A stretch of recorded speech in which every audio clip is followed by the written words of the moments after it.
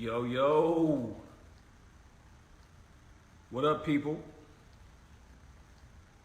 What up, what up, what up? Y'all know what it is. It's Wednesday. Wednesday night, the boys club. Excuse me, we are in full effect. Every Wednesday night, 7:30 p.m. Eastern. You know what it is. Rich Dollar, Sean Press. Joe Paul, what up, bro? We do the boys club. It's the most real relationship conversation on the internet. I'll say it quick because you've heard this story before. Please tell a friend to tell a friend if you like what we do. Let's get the room crowded. Let's get some people in here. Let's get this conversation started. Let me get my man Prez in the room and we can get it on.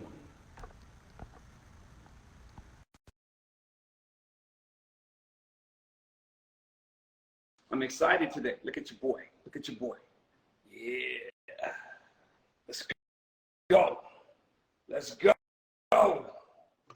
Let's go. Yeah.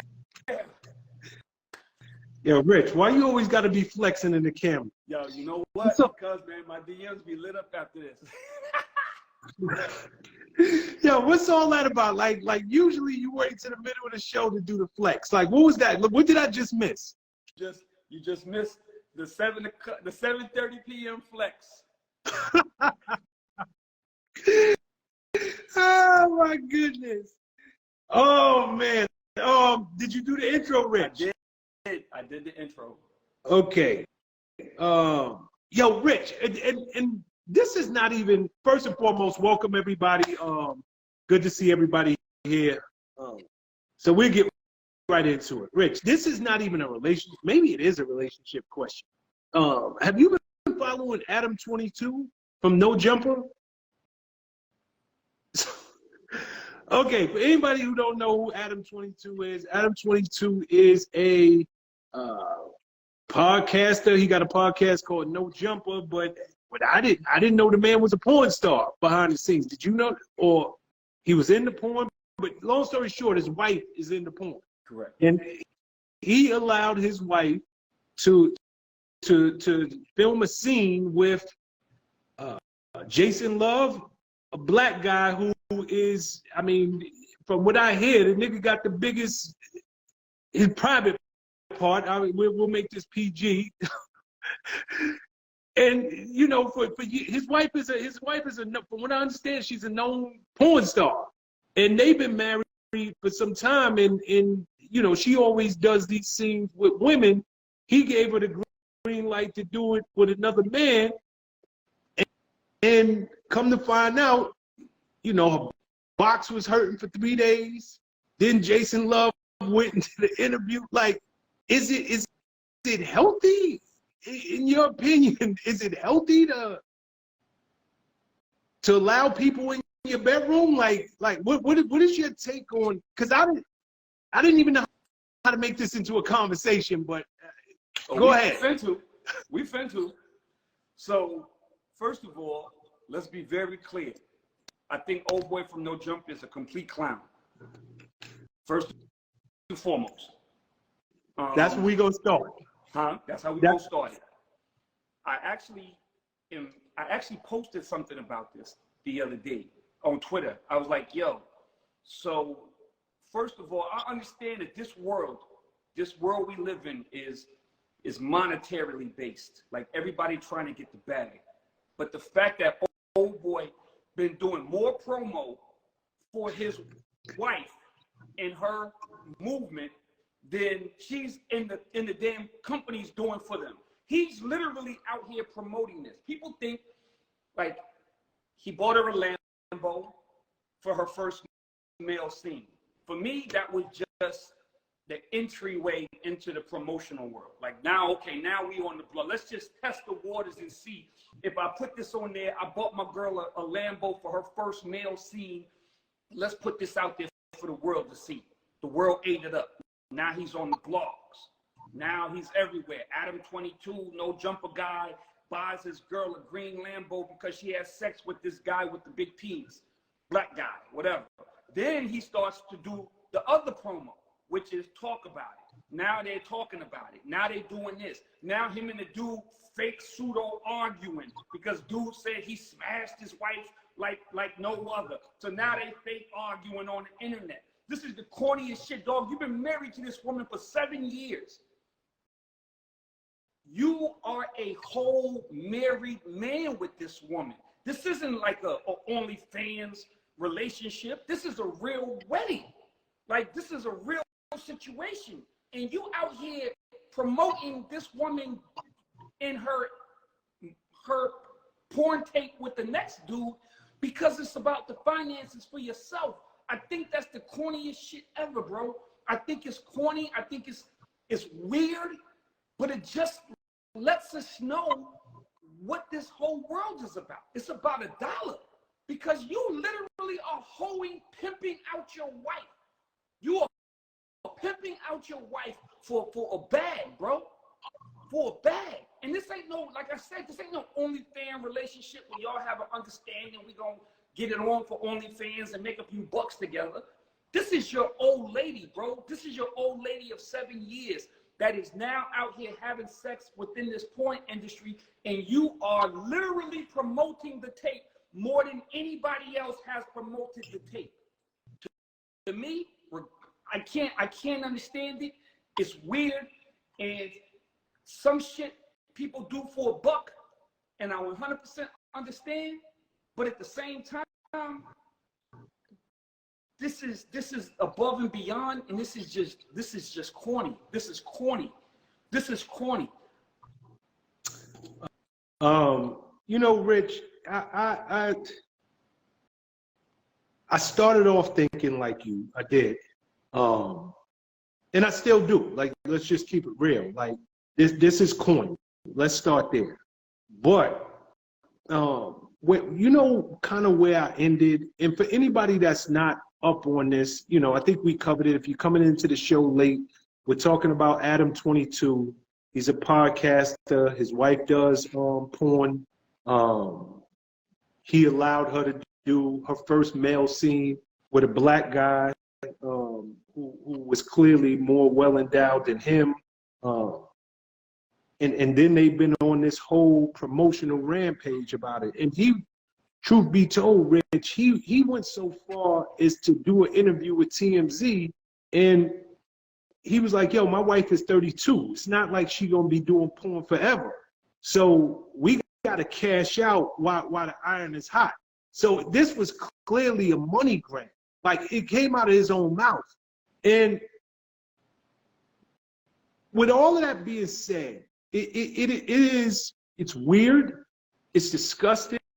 It is, we live in a whole completely different world, or maybe this is how it always is. Like, let's not act like his wife, you know, sells Girl Scout cookies for a living. She's a porn star. It's what she does. But if it works for them, like, truly, if it works for them, and I was just thinking about this in a bigger context of relationship. Like, it's people who come together based on trauma. It's people who come together and where they find their common interest is all types of weird stuff. But they stay together and they're actually more happy than a bunch of married couples out there who, you know, are the traditional married couples, but they're the walking dead. So when I really started to think about it, although Sean, I can't condone nothing like that, do I think that it's absolutely bonkers, pimping your wife out?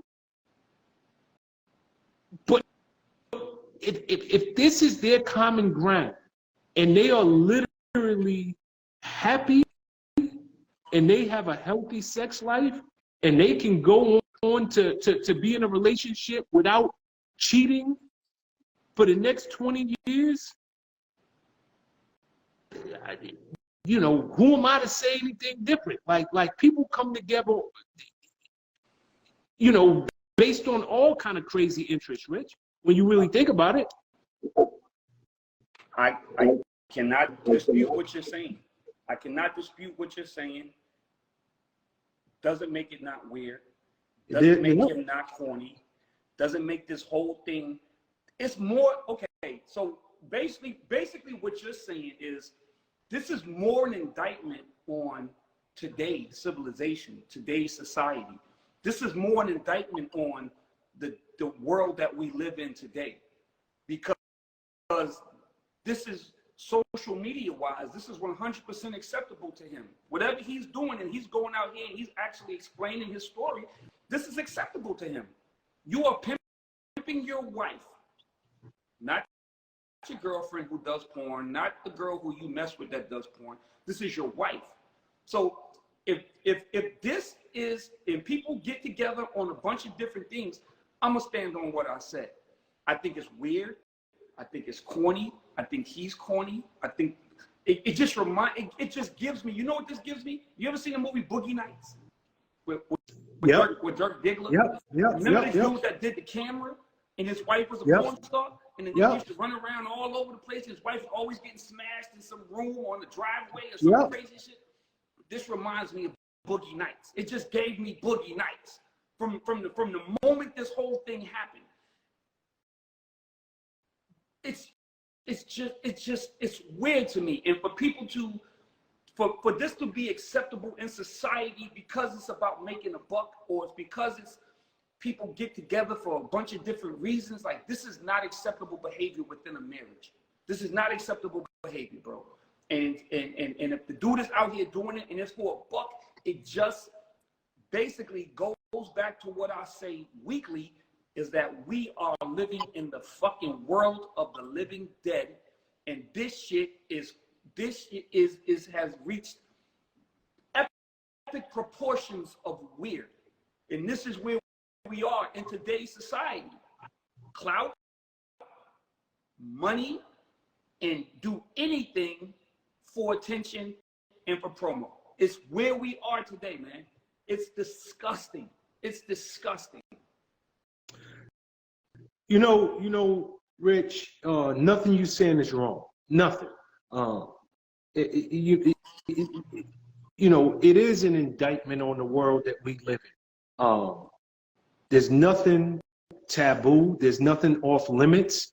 They are 100% normalizing something that shouldn't be normalized, because it starts there, but somebody's gonna up the ante like they always do. You know, so we get it. We are living in Sodom and Gomorrah. It is no doubt about that. Nothing is off limits in the world that we live in. I don't condone it. I don't think that it's something that should be. It's not something that should be looked at, and now we're desensitized to it. Like, we have become desensitized to so many things in this world, right? And it's one thing that he gets off by watching his chick, you know, sleep with somebody else in the confines of their house. Now you are literally pimping your woman out. You're making a buck off this. You just up the ante. There have been people who, you know, have invited people into their bedroom for years. It's between them and the third party. They get off with that. They're happy with it. Nobody ever knows. But this just took it somewhere else. I have figured out a way to monetize off of my hot wife while she's in her prime, so that we can prepare for our future. They have made literally, I mean, he said it. They're into the 7 figures now off of this sex tape. But my only caveat to this, so I agree with everything you said. My only caveat is we have all grew up with those couples that you know, they were constantly arguing, fighting, scratching each other, you know, and then you see them together the next day and they like this. They have something that none of us can understand, but there's a bond there. They have found some way to come together out of all of the people on planet Earth, and there is a real bond, something that attracts them to one another. and without normalizing this craziness, I am all for. I don't care how wild your fetishes are. I don't care what brings you together. I am all for people finding people and experiencing real love, experiencing real happiness, not being in a relationship just for the sake of being in a relationship, and it's the Walking Dead. And it actually seems like those two, they seem to have something real going on, even though I can't understand it. So, I mean, you can look at it from both ways, but it's probably not something that I would like to see become now. This is the standard, and you're seeing more and more kids and more people doing things like this and up in the ante. I mean, real quick, this is how it starts. This is how the normalization of shit starts. It's this. Yep. And then somebody says, oh, and you just said the magic words. They're into the 7 figures now. So somebody else is going to say, oh, we can get into the 7 figures. And then this is where we're headed. This is where we're headed. This is where our society is headed. This is where our dating world is headed. This is where relationships are headed. Like literally, like people were like, yo, let's do the OnlyFans shit. Now they're doing straight up porn. Now niggas is just straight sex working. Like, and it's all within the confines of a relationship, and motherfuckers is out here, and it's about to be normalized. It's about to be just, yo, willy-nilly. Here we are. Welcome to 2023, my friend. Okay, I want to play something for you. Can we move on? Mm-hmm. I want to play something for you. Give me your thoughts. Everybody, when I play this, if you guys can hear it loud and clear, please send up those 100s, thumbs up, just letting us know that you can hear this audio, so everybody can be part of the conversation properly. All right, here we go. My girlfriend makes $17,000 at her current job. She went to a job interview today. She calls me and tells me she got the job and she's going to be making $100,000 a year. The only problem is her ex from 5 years ago is the boss of the company. I tell her it's going to make me uncomfortable knowing that she's going to be around him all day, every day. I tell her if she takes the job, I'm leaving because I know I'm not going to be able to handle it. If she loves me and wants to stay with me, she's not going to take the job and she's going to go somewhere else. My question is, am I doing too much? Does that make me insecure? If you were her, what would you do? I have a question. My girlfriend makes $70,000 at her current job. She went to a job interview today. She calls me and tells me she got the job and she's going to be making $100,000 a year. The only problem is her ex from 5 years ago is the boss of the company. I tell her it's going to make me uncomfortable knowing that she's going to be around him all day, every day.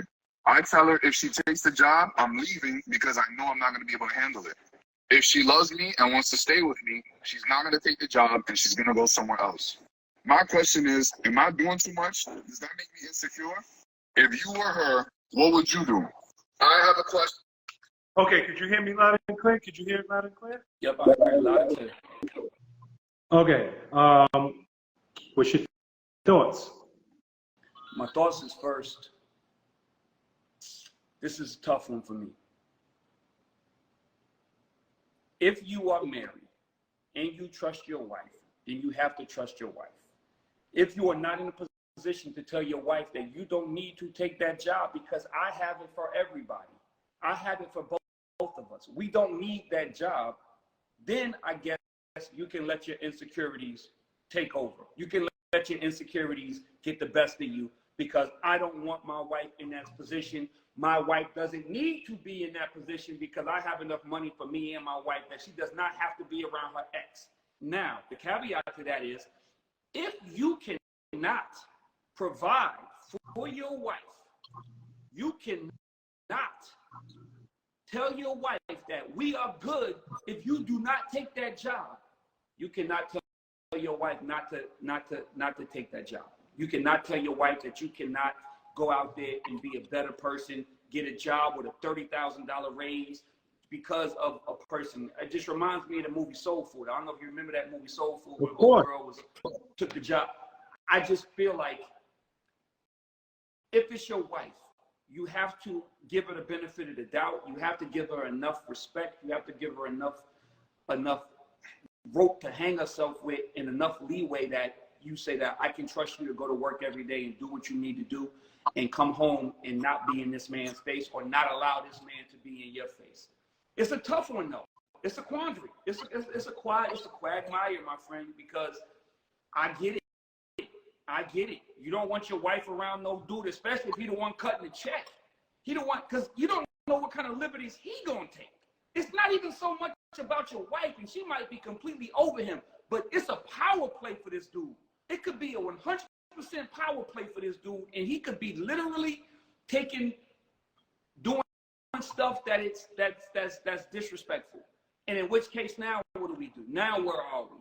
So I mean, it's a tough one for me, man. It's a tough one for me. I understand both parts of it. I understand where dude coming from, but I understand where his old lady coming from too. If you respect me as a woman and we serious and in a relationship or married or whatever their relationship is, you might have to respect me on this one, especially if you ain't got the $300,000, $400,000, $500,000 job that keeps me from having to leave the house at all. So nigga, don't tell me where to get my money from if you're not capable of being able to provide for us the way you're supposed to with me not taking this job. That's the thing for me. If you can't provide for me the way I would be able to take care of everything, if you can't tell me don't take that job and we will live exactly the same lifestyle, then you can't tell me don't take that job. Okay, Rich. Before I speak, I'm going to ask you this, and this is a personal question to you. Can if it was reversed, can your ego handle? Can your ego handle your woman working at a job with her ex, even if you can't provide her the lifestyle that she wants? Probably not. We break up because I can't. I would say, yo, listen, me personally, I can't do it. Can't have you in this man's face every day. I can't have this man cutting you a check every day. I would admit to you right now, I'm dead wrong. I'm not gonna sit here and even pretend like I'm trying to justify it. I'm not justifying it. I'm dead wrong. I don't want you around this man. I don't want this man in your face. I don't want you being put in that position. And whether I can do what I need to do or not, I can't do it. So I can't tell you not to do it. If you choose to take this job, I'm letting you know we are not going to be able to live as good as we would if you have taken this job. I am not going to be able to live. We're not going to be able to live that good. But if you want to live with me, if you want us to be in a relationship, then we're going to have to downsize and we're going to have to find another job, because you will not be Coke bottle or whatever the fuck that nigga called in that movie. You will not be her in some fucking job where this dude is cutting you a check and putting you in peculiar positions because he's in a place of power. I won't allow it. Okay, I'm glad you said that, and I'm glad you cleaned it up. For anybody who's just jumping in, I'm gonna play, before I say what I gotta say, I'm gonna play this clip again, just so I can catch y'all up, for anybody who just joined the conversation. I have a question. My girlfriend makes $70,000 at her current job. She went to a job interview today. She calls me and tells me she got the job and she's going to be making $100,000 a year. The only problem is her ex from 5 years ago is the boss of the company. I tell her it's going to make me uncomfortable knowing that she's going to be around him all day, every day. I tell her if she takes the job, I'm leaving because I know I'm not going to be able to handle it.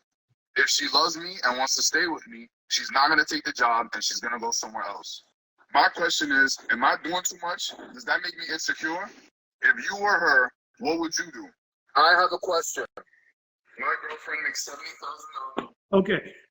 Hopefully everybody heard it. Hopefully everybody's caught up. Here's my thoughts, Rich. You sent me this, and one of one of our other regulars sent the same clip. I knew I was going to use it, like when I heard it, because I was like, yo, this is a dope conversation.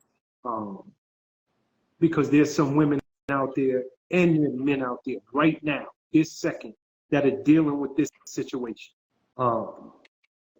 My initial gut reaction when I heard it was this nigga's bugging.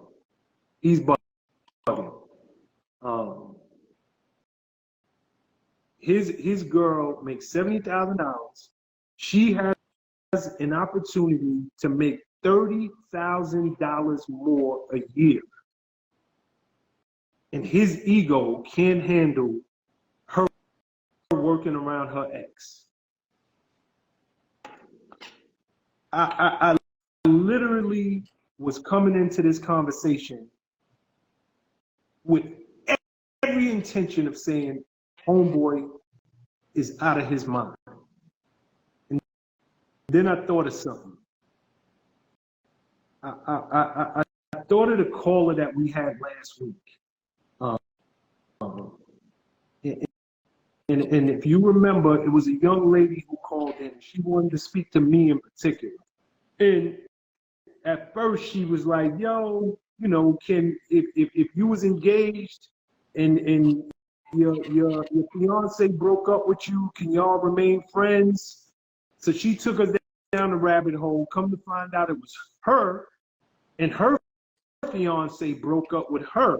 And the more we dug into their situation, her fiance was pissed off because she was on social media, leaving hearts next to God knows who, for God knows what. And her fiance, not her boyfriend. This dude put a ring on it.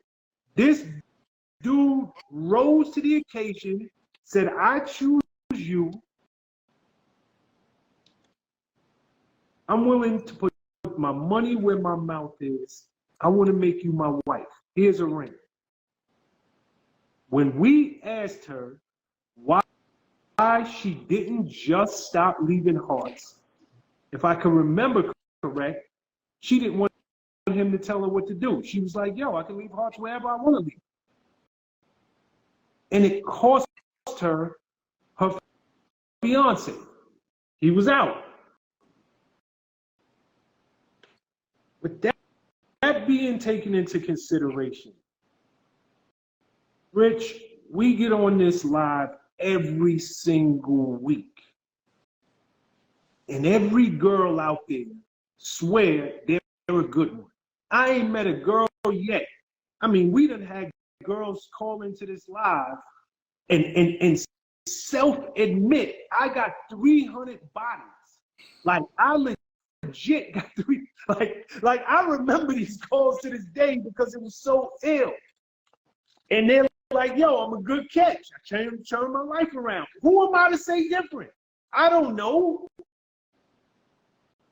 But the bottom line is most people think that they're a good catch. And for all I know, they are. But just because you're a good catch, just because you're a good woman, it don't mean you're going to find a man that values you and looks at you and appreciates you enough to put a ring on it and claim you and do right by you and don't cheat on you and don't abuse you and don't make you feel less than. So when you find that person, if this is somebody that I got chemistry with, I'm sexually attracted to, this man has proven himself to be a good man, this man has proven himself to be a provider, this man has proven himself to be my best friend,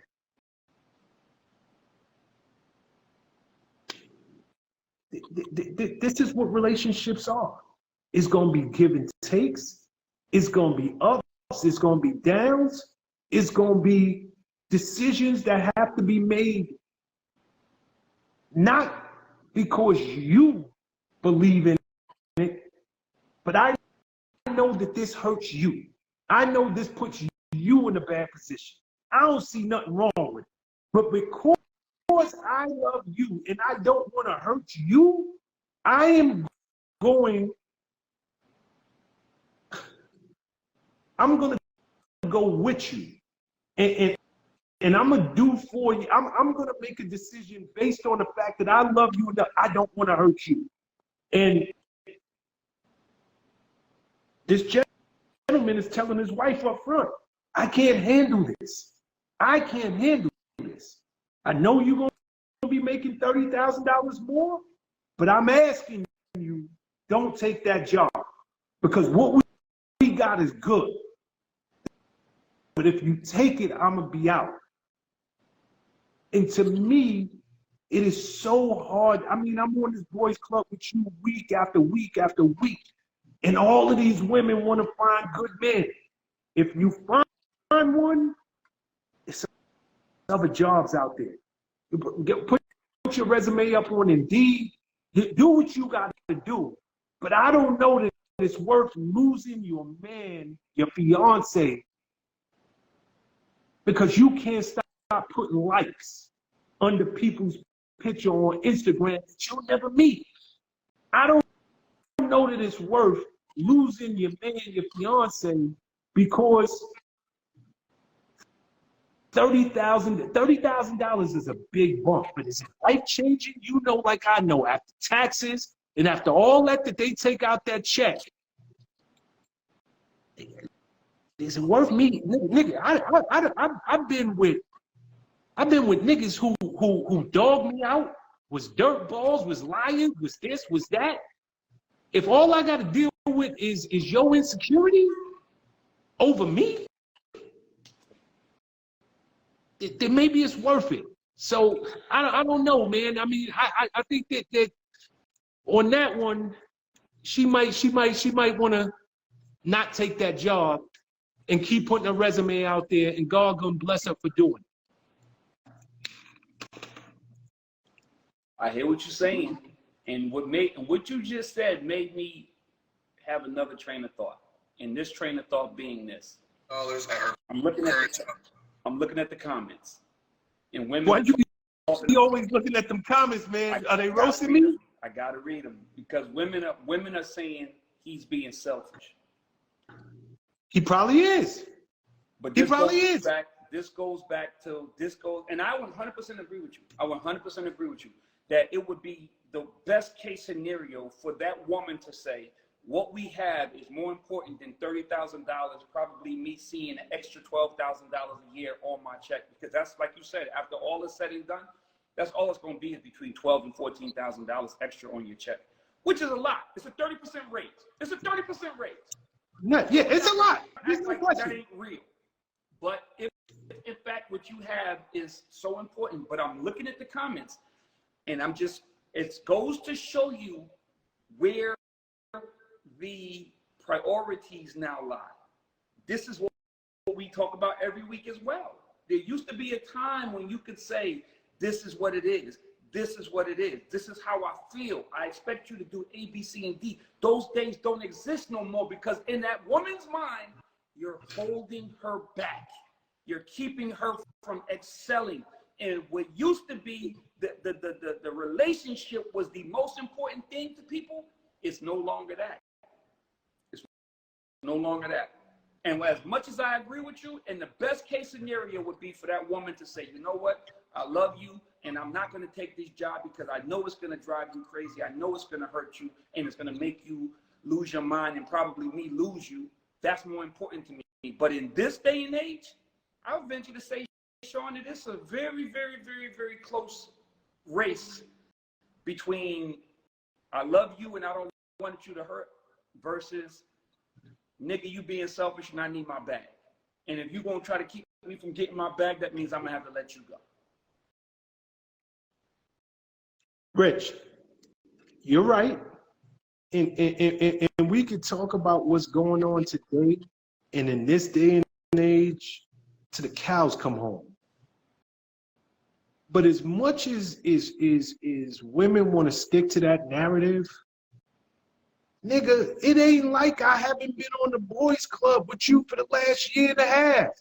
Them same women want a man and keep talking about ain't a good man out there. You can't have it both ways. It don't work like that. So you want to sit here and I don't read the comments for this reason, but if there are women in the comments, he's selfish, he's this, he's that. Okay, if you about your business and you about your bag and you a boss and this, that, don't cry because you are 30, 40, 50 years old and ain't got a man. Don't sit here and start whining that I can't find a good one. All you niggas are the same. This, that, no. You can't have, it don't work like that. It don't. It's a small price to pay. I'm in a long-term relationship. Sean, me, I have literally had my, and I don't want to put her on blast, but I had my girl, yo, this makes me uncomfortable. It does. I have had to sit and have moments of meditation with myself like, yo, nigga, you know me. You know me. Like, what is this making you uncomfortable for? And we get into straight up beef behind it because I'm sticking to my guns. But when it's all said and done, I had to have a come to Jesus with Sean. Nigga, first and foremost, you ain't finding another her. I'm not. And if she's sitting here telling me that this makes her uncomfortable, and I want to stick to my guns on something that don't mean diddly squat in my life. I'm just holding on to it just because. Like, so what? Like, let it go. Who gives a crap? And truth be told, Rich, if you can get a $30,000 bump at the place where your ex work, you can get a $30,000 bump somewhere else. Because if you're that talented, you will be hired. Get over yourself. But the bottom line is, man, I don't like to me, you can't have it both ways. This is what relationships are. It is give, it is take, it is put my ego in the pocket. Sometimes I gotta shut up when I know I'm absolutely right. Sometimes I gotta sit back and take what I know. What I know is something, but yo, you need to get that off your chest. Go ahead, so we can move. That's what relationships are. I don't want to hear the nigga selfish, but the nigga's a good man in every other area. He's selfish because he don't want you to get the bag. Like, what if he was working with his ex? Like, what if he had to report to his ex every day? Now what? Come on, man. Yo, you said a mouthful, bro. You said a mouthful. I ain't even gonna. All I'm gonna do is, because we watch this damn internet every day, and women talk about how they got shitty dudes or this and that and this and that. You are absolutely right, Sean. You hit it on the fucking nose. It couldn't have said it better myself. Nah, like you know, and that's why I stay away from the comments. But if that's where your mind is at, if that's where your mind is at, for real, whoever I'm talking to, whoever was in those comments hollering about this nigga selfish, my question is, where's your man? Like, are you one of the women that we're talking about? Are you one of the women? And you don't have to get on the boys club. You ain't got to get in the comments. You don't have to appear when we open the phone lines up. Just have a come to Jesus with yourself. Because maybe it's you that's holding you back from getting a real man and having a good relationship. Like true. This nigga all one tonight. You all one tonight. You all one tonight. I don't know, man. You got any more? Or you want to move on with this? Nigga, you all one tonight. You lost the bet, but you all one tonight. All right, Rich. You know, I don't know if you saw this clip, and it ain't even worth me playing, but it was a dude who showed up at his son's birthday party, but come to find out, you know, he was the biological father. He showed up at the son's birthday party, And the mother and her new man, the stepfather who's been in the kid's life for years, was like, nah, you can't come in here. Like you show up uninvited to your child's birthday, the nigga's 5, he ain't seen you in 4 years, and you come with a gift in your hand and don't nobody know who you are. And from the stepfather's point of view, he's like, yo, I'm the only father this guy knows. You ain't walking in this house. My question is the biological father in the right? Is the stepfather in the right? Was that just done in poor taste?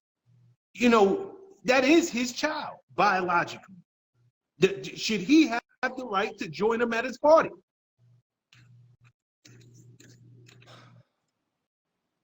This is a lot of good questions tonight, because I'm torn. I saw that video and I'm torn. I'm torn not because I think that number one, let's be clear. I don't know who if any of y'all saw the video. It definitely was circulating, but the boyfriend was out of line.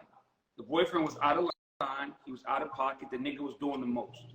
First of all, that's not your son. And 4 years does not make, because if you leave tomorrow, if you decide that you're leaving tomorrow, then that 4 years means absolutely nothing, because that little boy is back to square one. Now, with that being said, the baby moms should have taken control of that situation. It is not for that man to tell that man who is his real father, not after 4 years. I'm sorry. Little man is 5 years old. I don't know the story. Dude could have been in jail. Dude could have moved on. Dude, I don't know. He could just be a fucking complete deadbeat. I don't know. None of us know the background to that. None of us know the background, because they never said the background. That man did not have the right to do the things he said. This is my kid now. All of that shit. Bro, you could be gone tomorrow. The baby's mother should have taken control. Homeboy, you need to relax. That's his father. That's his father. And you are not going to disrespect his father. I don't give a fuck what type of father he is. Jewel is never going to let anybody disrespect Big Richard, nor should Jewel's new man want to disrespect Big Richard. It should be a situation where that's your father. I encourage your father to come around. And the fact that he hasn't come around probably means he's a piece of shit. But you know what? My relationship with you is strong enough that that's your father, bro. Don't disrespect your father. He got a gift for you. Go take his gift. That's the way it should have been, and the baby's mother should have facilitated that.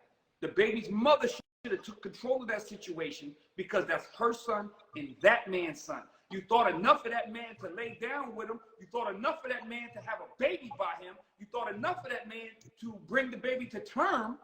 But now you're going to let another man come in here and disrespect that man. I don't give a shit how bad of a father he is. You don't do that. You don't do that. And you damn sure don't do it in front of the kid. You damn sure don't leave that kid to make a decision at 4 years old or 5 years old because of some parental shit. That's your father. I'm stepping that. We have our relationship. So what you showing me by the way you acting right now is you insecure, nigga. You insecure about your relationship with Little Maid. Because if you just come around Little Russell every single day, and Russell Simmons is gonna be cool. You know why? Because they play football together every day. They have their relationship. I'm not keeping you from having a relationship with your father. And if he leaves tomorrow, guess what? I'm gonna be the man that you can cry on his shoulder. Where my biological at? Why he don't treat me the way you treat me, Uncle Phil? Why he don't want me, Uncle Phil? Uncle Phil's never gonna say don't come see him. Why he don't want me, Uncle Phil? Cry on my shoulder. Because you know what? When he gone, I'm here. And I don't have to stand him up, embarrass him, play him, send him away. I don't have to do any of that. Because you know what? If he was gone for 4 years, chances are he's going to pop up, and he might be gone for another 4 years. And you know what? I'm going to be here. I'm going to be the one here, and we're going to keep it moving. And I'm going to explain to you why he's a piece of shit. But in 4 more years, if the nigga come back, we're going to let him back again. We're going to let him back until you old enough and say, I don't want him back. That's when the decision is made. That's when the decision is made. Since it's not made by me, I'm going to let you grow old enough to where you tell me, yo, tell dude don't come back over here no more. This 4-year shit, this once every 4 year shit, I'm cool on it. Tell dude don't come over here. And at that point, I'm going to him as a man. He don't want you here. But I'm never going to make a decision how this little boy is supposed to be able to communicate or hang around or be around his biological father.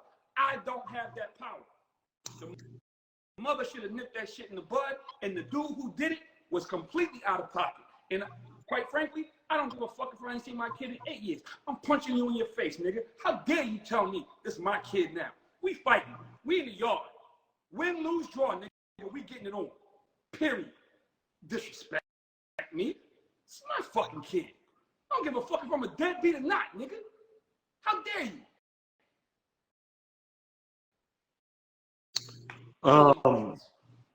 Okay. You know, Rich. This is a sensitive topic, right? And I'm gonna tell you why. Because just because your blood is not in the child that you're raising, don't mean that is not your child. I watched that video, and I agree with 90% of what you said. 90%. Do I think the biological child was out of line? I do. I mean, the biological father was out of line? I do. Do I think that the woman should have stepped up and nipped it in the bud? I think she should have did it, not so much for the reasons you said, but you're dealing with 2 men. And one of them could have got laid down the way that was going, right? Like that biological father, we don't know what he was holding. And we also don't know what that stepfather was holding. But both of them was on some man stuff that day. So that could have went left. So if you love the new man you with, you might really want to nip this in the bud the best way you can.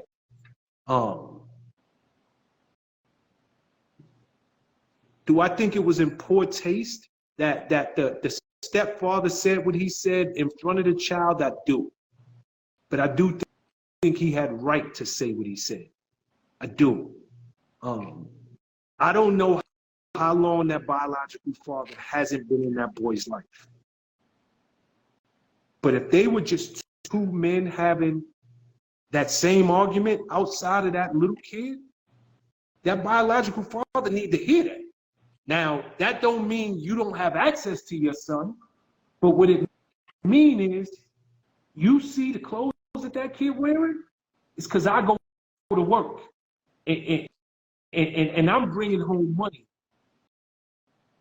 And I treat him like he's mine. Do you see how fat that little boy is? It's because I go to work. And I come home and those cabinets and that refrigerator and all that food he eats, it's because of my labor and my love for him. Do you see that PlayStation or that Xbox that he's addicted to?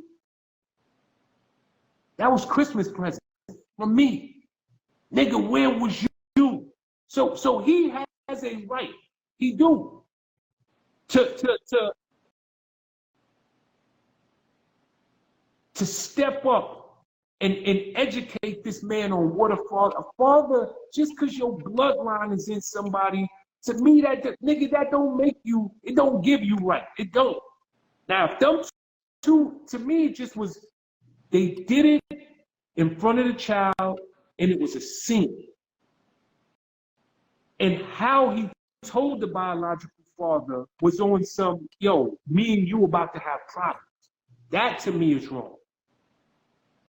But every bit of his sentiments, Rich, I can only, and it's hard for me and you, it's hard for me and you to have this conversation because we are real fathers.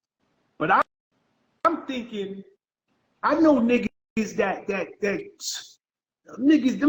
niggas ain't been in their kids' life. They haven't. They see their kid, and it's what's up.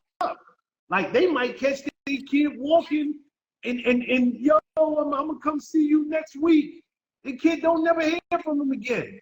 Nigga, just cause your blood is in me don't make you a father. It doesn't.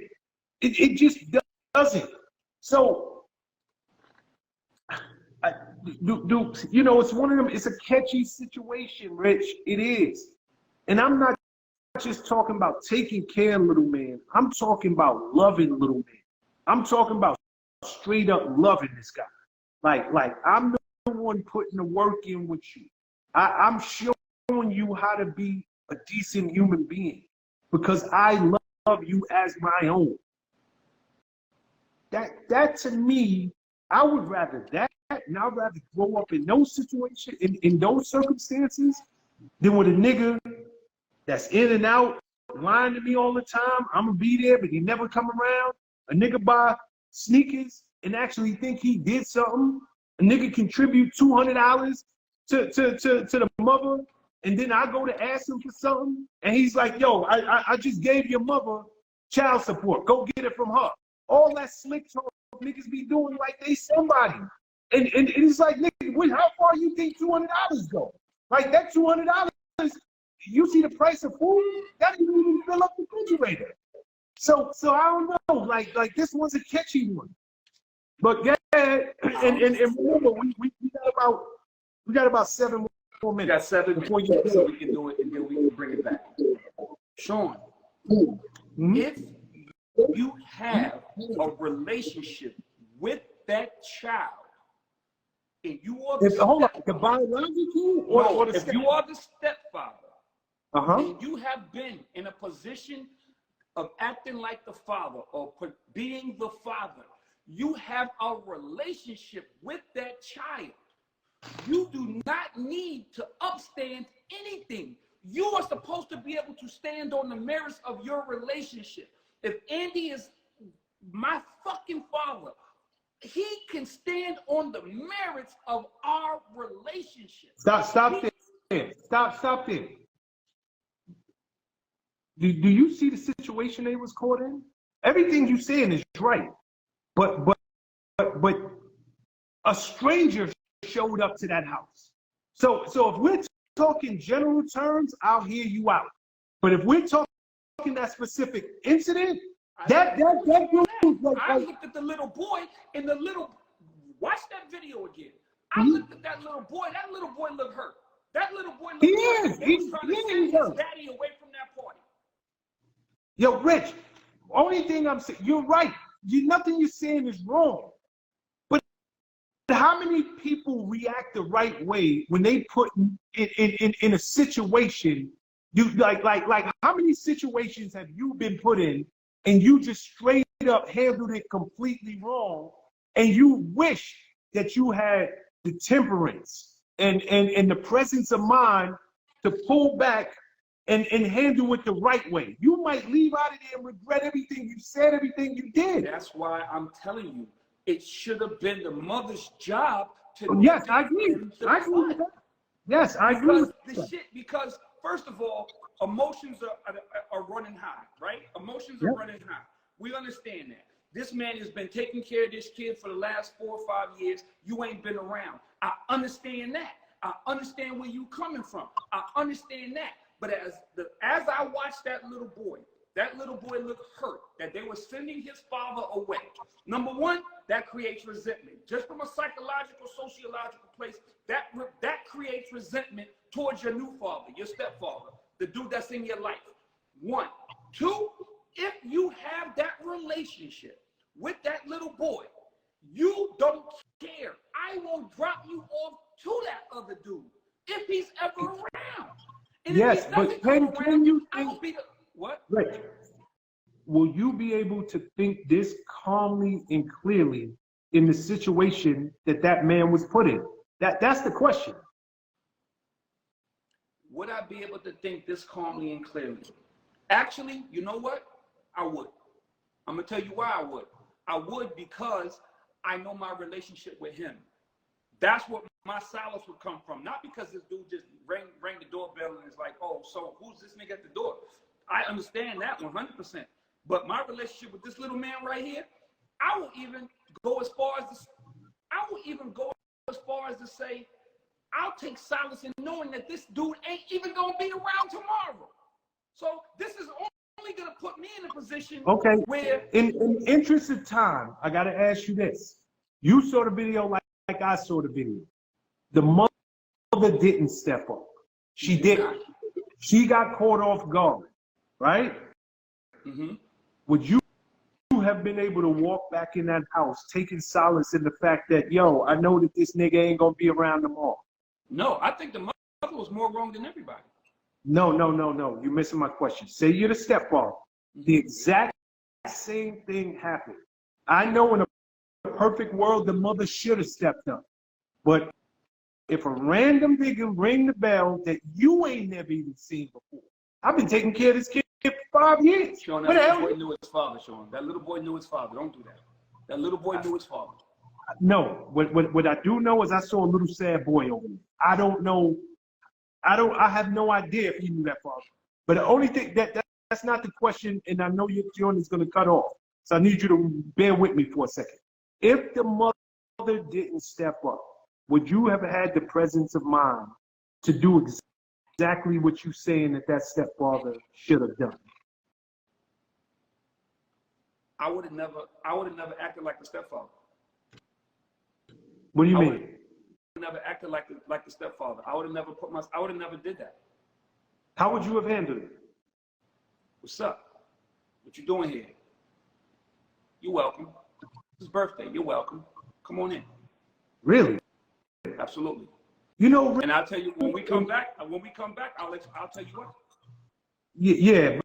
I would love to hear why. And truth be told, maybe I could have did the same thing because I ain't on it like that. But maybe not. I can't say conclusively that nigga, this the birthday party. You couldn't show up 2 days ago. Like you come with a gift in your hand. Like we got family here. My mother here. Like actually, you showed up at my house. Like how you even know where I live? Like. I don't know that Sean could have been that calm. Real talk.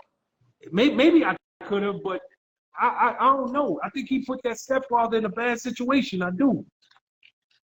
I mean, it's his kid, but you show up. You're a stranger to me. You're a stranger to the kid. You're a stranger. But see, this is what we don't know. We don't know that he was a stranger to that kid. My whole argument is predicated on the fact that I feel that little boy knew his father. Okay, but I am listening to the words of the mother and the stepfather. We can say how the little boy looked till the cows come home, but the mother and the stepfather were very, very clear that you ain't been around. For all I know, he's locked up. I don't know. As a stepfather,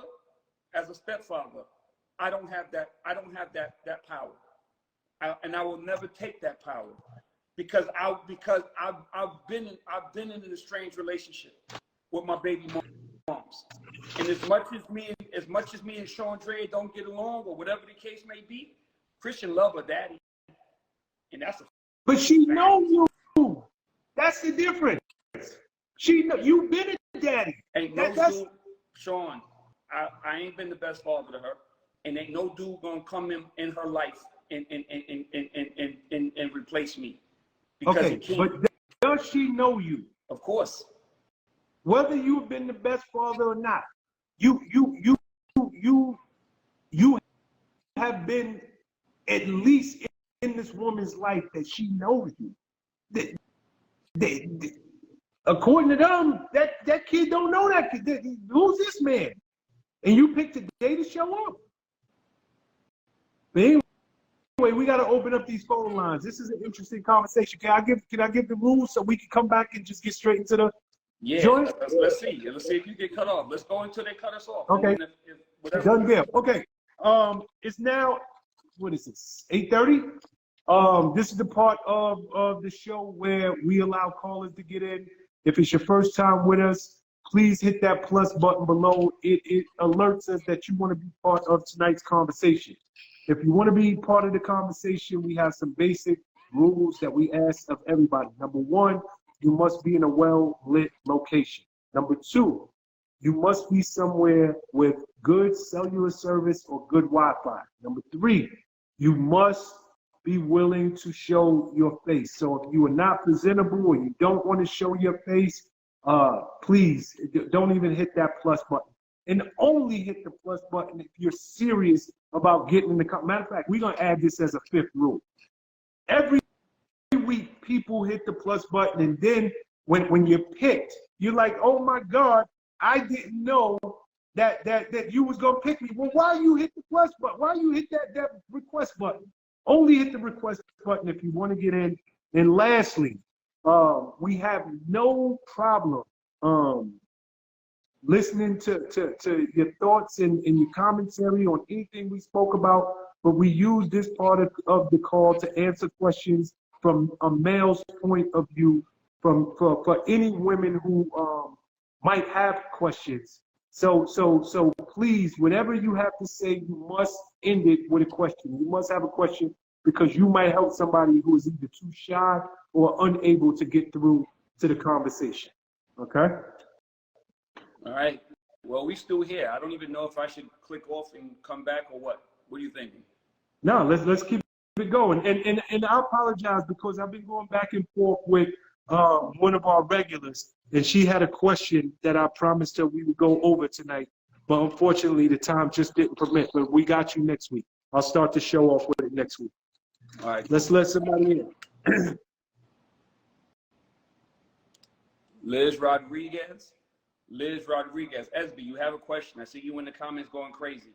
So if you have a question, let SB in. SB ain't been here in a few weeks. I'll go with Renee Rogers until SB decides that she wants to come into the conversation. Renee Rogers, are you in the room? Renee Rogers. What? No, you didn't. All right, so okay. Where you coming in from? Let me talk about my stepfather. Where you calling from? Norfolk, Virginia, or Virginia Beach, Virginia. Okay. Right, so my dog about to go off because he sees me on the phone. Okay. So let me talk about my stepfather. Let me tell you about stepfathers and real men who stand up. My stepfather never had any biological kids from his own. He met my mother when I was 3. He married my mother when I was 5, and they still together. Okay. He met my mother, and my mother had 2 girls by 2 different men. My oldest sister and I do not have the same biological father. Fair enough to say? Yep, okay.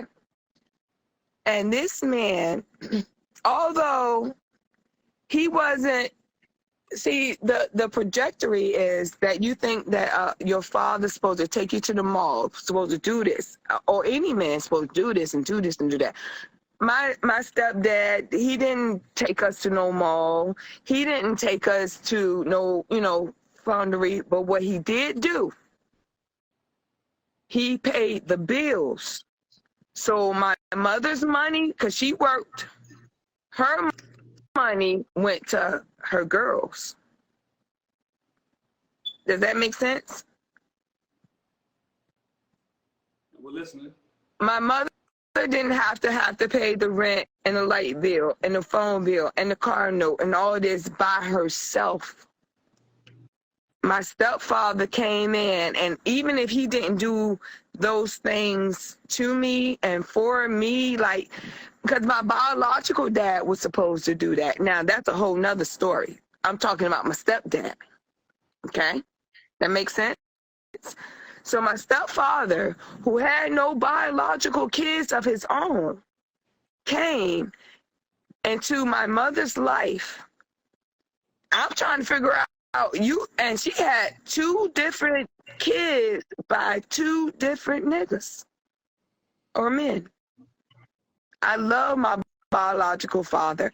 And then but my mom was trying to make my father, not my sister's, her father passed away. It wasn't like he passed away and then she got with my dad. No, she was with my dad first. But I digress. I say all this to say this about stepdads or being a stepdad in a young girl's life. Being a father, no matter what. Being a man in any girl's life, no matter what, matters. Understand?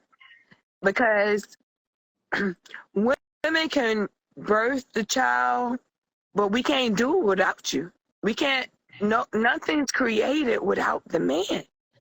And what I'm so sick of what's going on these days, it seems like that Black men are being bashed, and then Black men are bashing Black women. No. Yo, what are you talking about? You gotta reel this in because you gotta reel it in because I'm trying to understand you, Mama, but I don't understand what your point is. Stepfathers matter. Okay.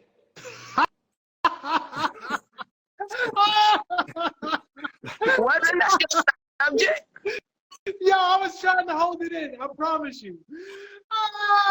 Because I'm like, what the hell? Like, what is the point of what you're saying? But are you a stepdad? Because you've been around, Rich. You've been around for a minute. So are you a stepdad? I have a question for you. Yes. All right, ask me a question then. Have you been day drinking? Man, this is my Friday. Have you been day drinking? Yeah. Okay. Are you drunk? She a little tipsy. Yeah. We know. I'm a little tipsy. Okay. Okay. We know. All right. But again, so was not the subject about stepfathers? Did I come in No. wrong? Oh, you did. Go ahead, Rich. Go ahead. So the consensus is that stepfathers matter. That's Did I come in wrong? Because I came in kind of late. So I came in when y'all was talking about stepdads, being real dads, or men being whoever. Because this is the other thing of me being a female and talking to 2 men. Of course, y'all not going to listen to me. Of course, you're going to take the worst that you could see in me and run with it. The day drinking. I came in on a subject talking about stepfathers or dads or men. Did I not?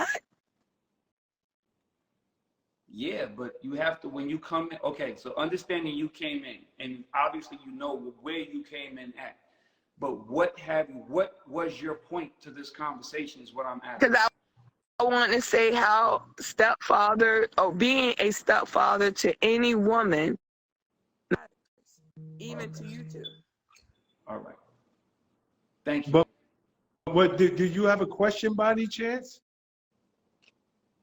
Yeah, I actually I do. Uh-huh. Why would you do that, Sean? I guess I don't. Yeah, hold on. I want to hear your question, girl. Go ahead. What's your question? Thank you. Huh? No. I'm getting warning that my phone is being blown up. But no, honestly, I really did. I tried to come in on a stepfather issue. I wanted to just bring up that I had a great stepfather. I mean, awesome. And us as women, we do go through a lot of shit. We do. And I don't want to blame my mother for my issues going with my father, my biological father, or whatever. But stepfathers are good. Stepdads are good. I came in on that subject. Okay. Yay, stepfathers. See you next week. And I came more prepared. Bye. Stop day drinking on Wednesday. It's still Shit, Wednesday. it's my Friday, nigga. I said it's my Friday. Can I have my weekend? Yes, you can have your weekend. Oh my God. Okay, moving on.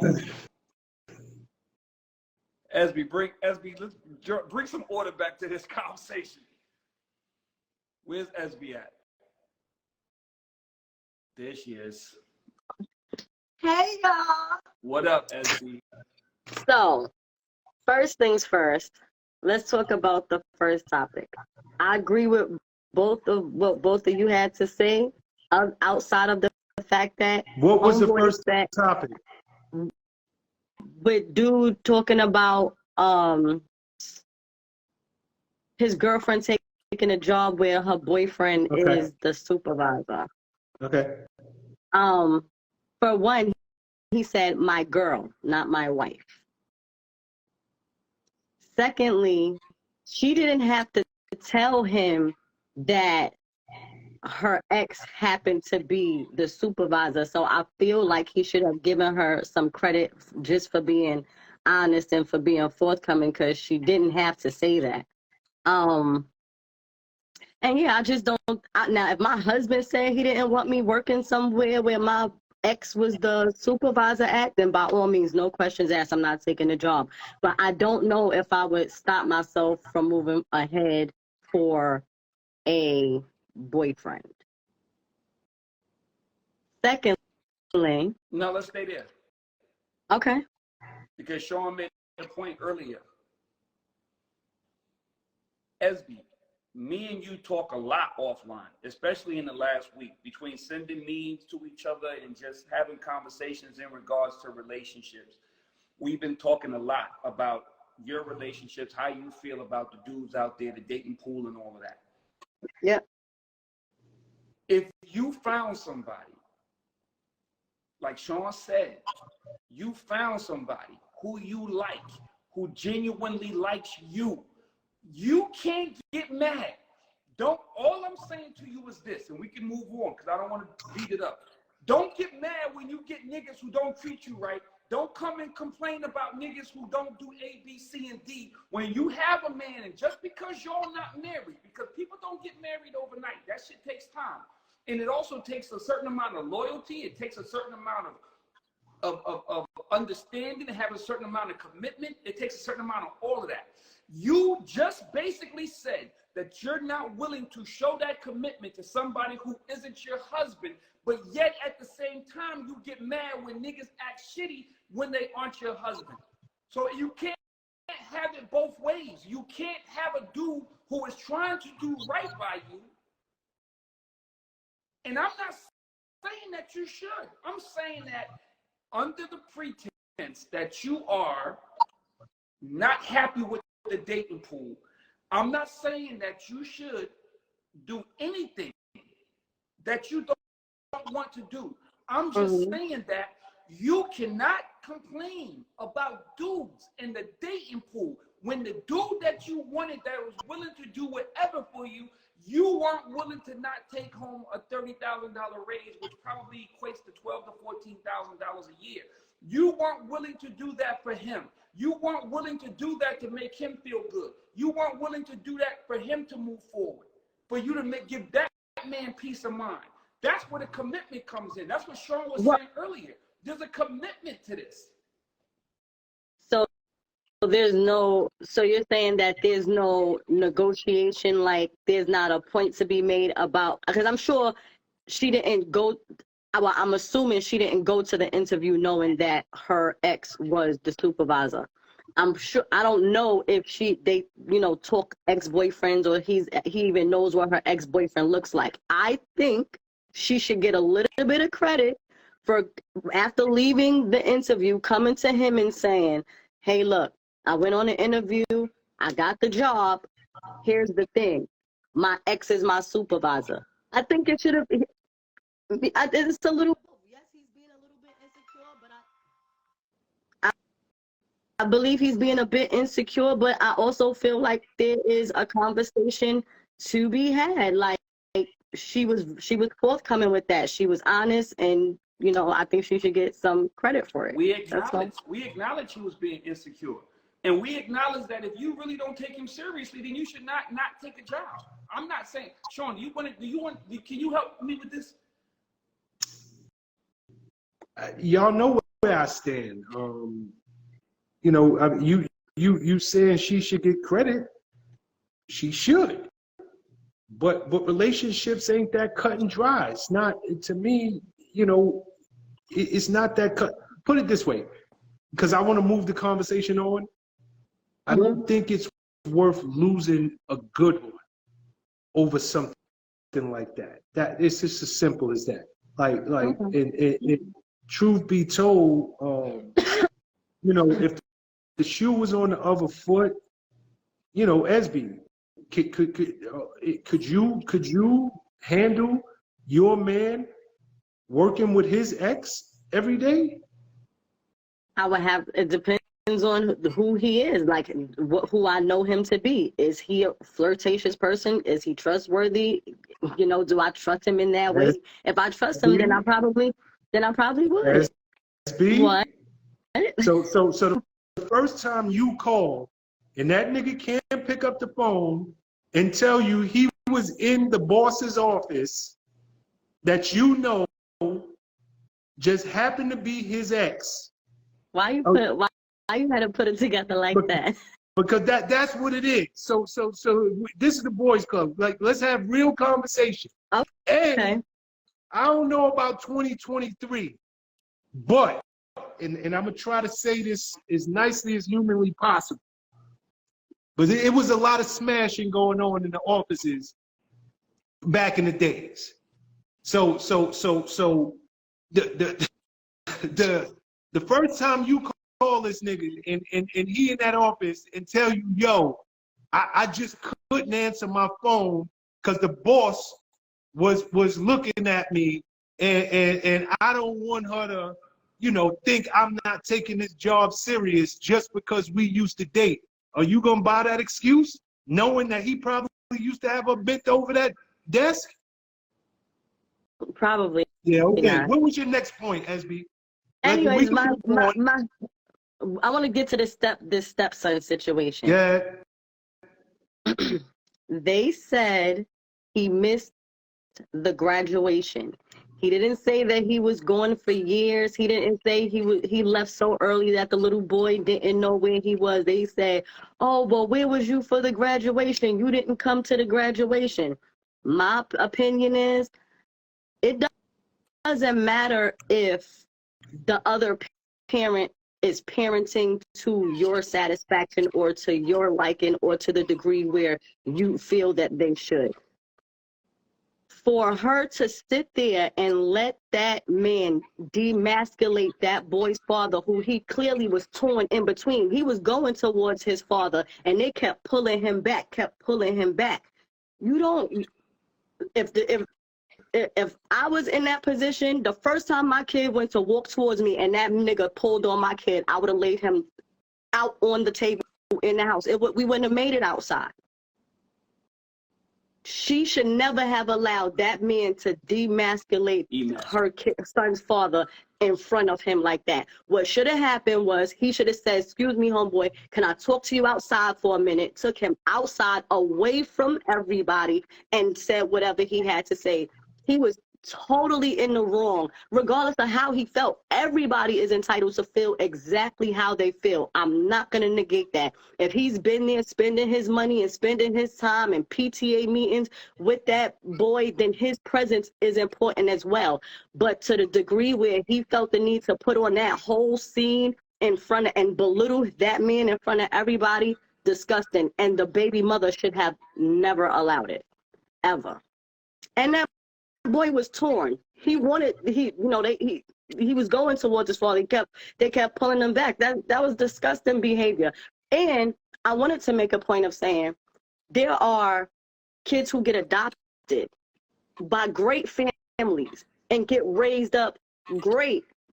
And when they become adults of age, some of them, not everybody, but some of them, most of them, They sought out their natural parents. So it just goes to show it doesn't matter what a parent did or did not do. You have to let that kid formulate that opinion on their own. 90% of that shit is based off her feeling of how she feels about his parenting, whether he's around frequent enough, whether he gives money as often as she wants him to. Who knows how they broke up? Maybe he cheated. You know, we don't know. But 90% of that shit be women holding on to emotions, and all of that is adult bullshit that don't really have nothing to do with the kid. At the end of the day, I don't care. We have seen a bunch of movies about a kid who ain't seen their father in years, and they be looking out the window praying on a wishing and on a star that their father show up for Christmas or their father show up for birthday. No matter how many years went by, children desire their natural parents, good or bad. I have a friend that's a social worker. There are times where she has to separate children from parents that are abusing them physically, sexually, etc. And the kids are still clawing and grabbing for their natural parents, good or bad, because that's all they know. That was traumatizing to that kid. The man was wrong, and that baby mother should have never allowed that. That's it. Good job, I SB. 100% agree. That was very, very good. Now, I don't know why mine didn't sound like that, but that's how I don't know why what I said didn't sound like that, but that's exactly what I was trying to say. Excellent point. And I'm actually going to go back and rewatch that video, because from what Sean saw and what I heard, and maybe I'll just watch through it quick to get the top line details of it. I was under the impression that this man was not in that kid's life for years. Not that he. You know, they were saying, "Oh, you missed the graduation. You missed the graduation." If he, no different than what you were saying. And I was telling, but you got a relationship with your daughter. She knows you. I feel everything you said, SB. I guess when I watched that video, I was under the assumption this was a stranger to this little boy. Period. But everything you said is right. Point well taken. Good job. SB. This is why you're the third member. This is why you're the third host. You held it. You held it down tonight. Good Everybody, job, SB's gonna post a video on her story, and y'all, if y'all want to see the video tonight after the boys club goes off, follow SB. She's gonna post it on her story, not now, but after the boys club goes off. Yeah. All right, Yana. I put it in there. What video? Oh, that same video? Yeah, because it's also in the caption. All right, SB, good job. All right,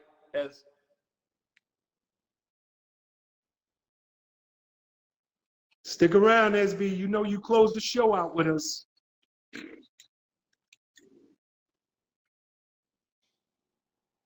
Rakita Daniel. Rakita, Rakita, what's up? Rakita, come in on in the room. You know Rakita? Yep. Okay. Hi, Rakita, what's up? Hi, Rich. Hi, Sean. All right. So I have a question. I'm calling in from Minneapolis, and just a backstory, it's on the step-parent ordeal. I grew up, my stepdad raised me. He got with my mom when I was 2 years old, and he's raised me ever since. That is my dad. My real father was not involved. And I remember growing up, though, and it was my parents, my biological father and my mother didn't have a healthy co-parenting relationship. And so I just remember whenever he did feel like wanting to have me over his house with his new family, and then I would go home, it was just always awkward. And it was, he's not your dad. My stepdad that ego would come into play. That's not your daddy. He's not this, he's not that. And then my real dad's wife would be like, stop calling your stepdad your dad. He's not your dad. So I was always torn and never really knowing what was right. And so my question is, what is a healthy way to navigate the different dynamics of step parenting when co-parenting isn't even healthy? Because really it takes a village, and it's really hard if, you know, the two people who created the kid can't even get along, let alone when they move on in their relationships. That's actually a really dope question, by the way. Beautiful question. Thank you. Want me to tackle it first, or you want to go first, Sean? Go ahead. Go ahead. Shout out to Katie, just checked in. What's up, Kay? So my thing is this. I'm gonna say what I said earlier, Keita. I'm gonna say that you should feel secure enough in your relationship. You should feel secure enough, like your stepfather should have felt secure enough in his relationship with you, that it really shouldn't matter what the relationship you have with your father is. Because I don't think, it's just weird to me that as a parent, I'm not trying to replace your father. Like my job is not to replace your father or belittle your father or make you feel like I'm better than your father. If I'm here in this relationship, my job is to do the best job I can do to parent you while you're in my sight, within my confines, within the house, in my vicinity. It's my job to make sure that you're good. My job is not to make sure that you know that I'm the one paying the bill. Like, to me, that's whack. To me, that's whack, is that I gotta try to show you that I'm a better father than your father. I'm just doing my part. That's all I can do. I can just be here and do my part. My job is not to emasculate your father if he comes around. My job is not to talk bad about you when your father's not around. It's none of that. It's for me to love you when you're in my care. That's what a stepfather's job is to do, is to love you when you're in my care. If you don't ever see your father, then it's my job to love you when you're in my care. That just happens to be all the time. Or if you do see your father, it's to love you when you're not with your father.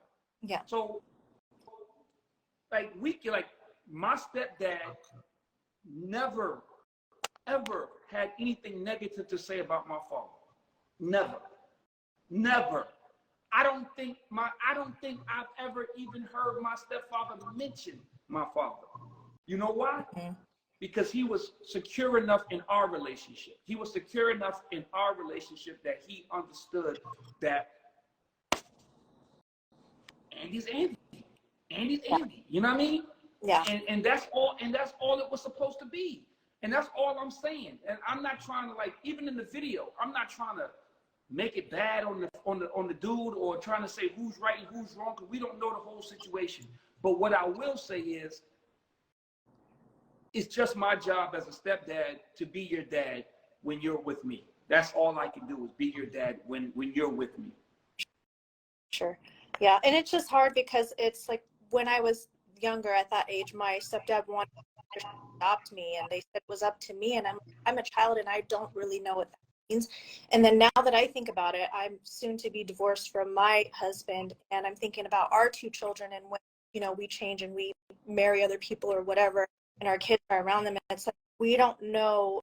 Hopefully it's healthy and they're not saying other things about the parent and whatnot. But what if they are, and those children don't feel comfortable, or they don't know what to say, and they navigate that? So it's just something that I've been thinking about for a long time, because it can be very damaging, because I feel like for me it was.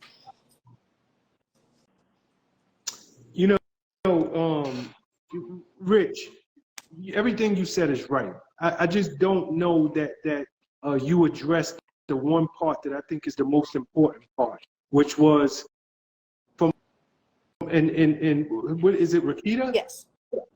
Rakita was saying her mom and her stepfather was good, but when she went to visit her stepdad in his new family, they brought her, she's a child, into adult issues. Meaning, they were like, why are you calling this stepfather your father? He's not your father, I am. And that came from both her biological father and her biological father's new wife.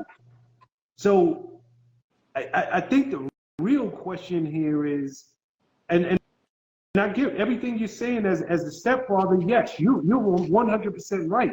But how do you co-parent and raise a kid when the adults don't get along, and you have one set of adults who are trying to be more, who are trying to involve kids into adult matters that kids shouldn't be in the first place? How does that work? Am I encapsulating your question? Is that what you're asking? Yes. Okay, yeah. So, Rich, you want to take another crack at that part? Well, I think that your father. I think that first of all, that's a tough question. It is. That's why I said it's a damn good question. As a parent, I imagine it's very, very hurtful for my daughter to come over my house and call another man daddy. That's probably goes down as probably one of the most hurtful things ever. Ashley's mom got remarried. Excuse me, we were never married, but Ashley's mom got married, and I don't know what Ashley called dude, but Ashley never called dude, never called him dad around me. It was always by his name. So I don't know if that was a respect thing. And I don't think my daughter's my daughter. Ashley's my daughter. So I never had that issue with her. Even with Taylor. Taylor's mother's married, and Taylor, I'm dad, and he is, I forgot his name, but he is whatever that name is. So, but I would imagine that is probably the most hurtful thing, especially if your father's in your life and you're over his house and you're calling another man dad and calling dad Richard. It was like maybe on like how many times as a child I went to my biological. You're breaking up a little bit. You're breaking up a little bit. Can you hear me? Yeah. I wasn't over there a lot. I can probably count on two hands how many times as a child that I went over to my biological father's house with my half brother and my stepsister. And the crazy thing was that my stepsister, she didn't share our father, so she could call him dad, but they didn't pull that on her. Like, don't call him dad, he's not your dad. But when I called my stepdad dad, it was weird. And that's when I'm like, that is just, it's a mind fuck. That's a hard question to answer. It's a very difficult question, and I really don't even know how to answer it. I think it's a real question, and it's a real life situation. You said you and your current husband are in the process of separating, which means that your children are probably going to be faced with this same issue. But here's what I would say, and I only had one question for you and you answered it. I was going to ask you, was your biological father regularly in your life? And you said you could count on two hands how many times you saw him as a child. Mm-hmm. You know, we as adults, we got to get it together and we got to do better. First and foremost, I can understand where your biological father, whether he was in your life or not, where his ego would come into play, and he would say these things that would confuse you and hurt you at the same time. I understand that. But truth be told, I don't even know how to fix this situation, because the problem is not you. It's grown adults. And it's egos, and it is how people view their children biologically. Like I don't care if I see you 10 times. You're my child. I argued earlier in the conversation, and I stand by this, just because your bloodline is in that child doesn't make you a father. It doesn't. But I don't know how to answer your question, because everybody's not adult enough and everybody's not mature enough to recognize that, yo, if my child landed in a good situation with another man that cares for them and takes care of them in my absence, if I gotta take hearing my kid call another man dad, and that man is doing everything he's supposed to do, this is on me. I gotta eat that. And as much as it hurt, I have to eat it because I'm not there.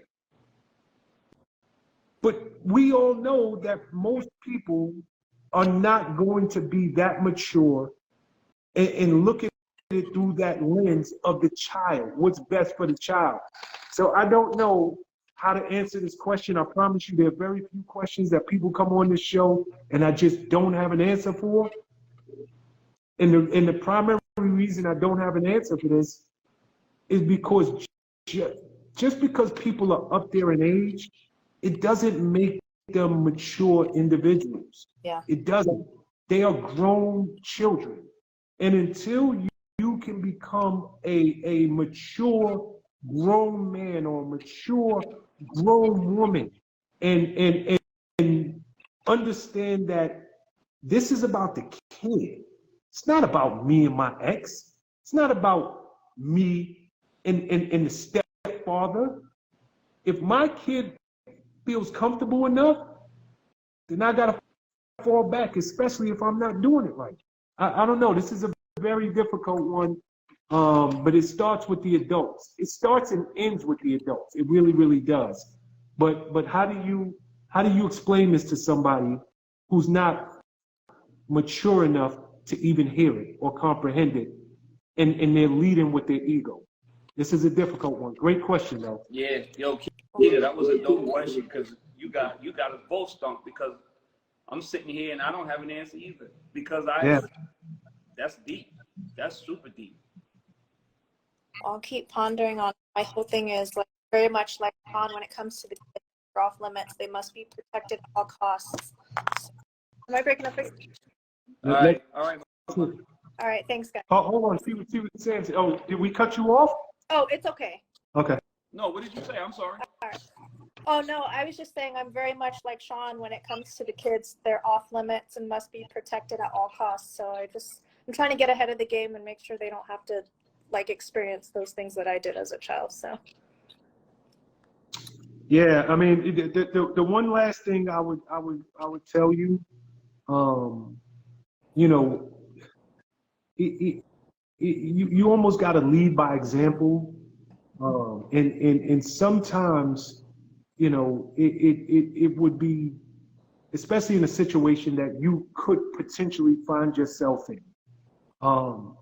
If you befriend, you know, the other person that could come into their life, even if the problem is when you're standing on two separate sides of the fence and y'all don't talk, and if you could find it in your heart to befriend that person, have some type of adult relationship with them, I think it would help. I really do. And as long as you and your ex can remain adults and not look at children as possessions and you know, and property, and look at them as human beings that need to be protected, you know, that's a good starting point. I don't know what the end point is, but that's a good starting point. Yeah, I agree. Thank you, guys. Okay. Bye. Good question, though. Thanks. That was a dope question, man. That was a hell of a question, man. I'm gonna ponder that all week. Hopefully, I come back next week with an answer. Erica McKenzie, are you in the room?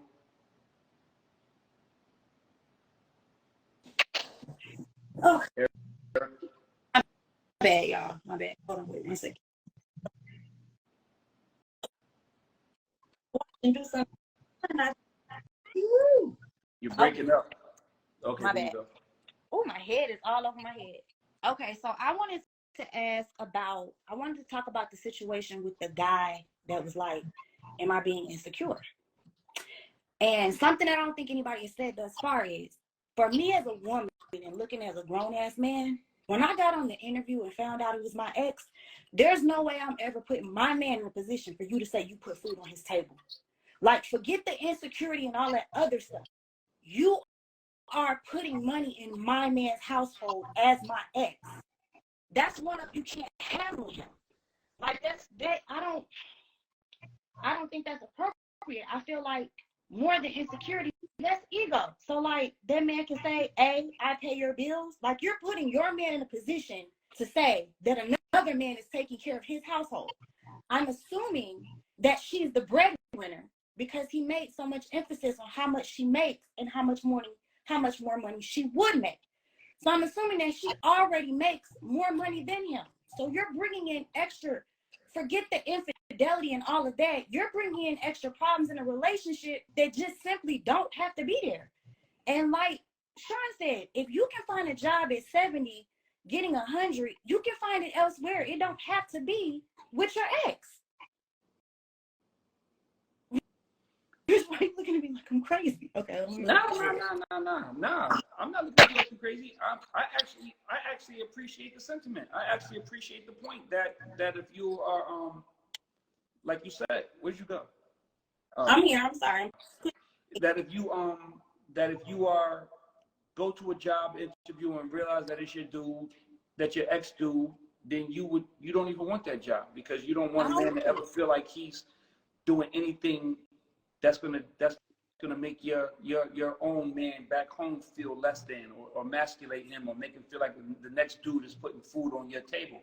I respect it. I respect that. I appreciate the loyalty. I appreciate the stance for your man. I just don't know that a lot of women have that. I feel like a lot of women have the mentality that it's selfish to keep somebody from the upgrade, from the promotion, from getting new money. But I 100% agree with you. I can't say I don't agree with you, Sean. No, I mean, again, this is it's maturity. You're thinking like a mature woman. Everybody don't think like that. According to Rich, people was in the comments talking about he's selfish. Let that girl go make her money. This, that, and the third. But a mature human being ain't never gonna look at it like that. I love your perspective because it's real. It's yo, I'm just not gonna put my man in this position. I'm not gonna put my man in a position where whether he right or wrong, I understand he's a man and his ego comes with the package, like any other man. So now he gotta eat food, and in the back of his head, he's thinking the food we eating is being funded by niggas she used to sleep with. Get out, like, that's a hard position. Yeah, exactly. So I think it's a great perspective. I don't know that everybody is mature enough to think in that direction. But let's just keep it 100, y'all. We're all adults. We all got exes. We all got people who we used to deal with. You know, we make a conscious effort. I know I do. We ain't walking in no rooms that I know somebody I used to. It doesn't matter what the circumstances was. It don't have to be my girl. But I'm not gonna put you in a position where you sitting at the table with somebody that I used to deal with.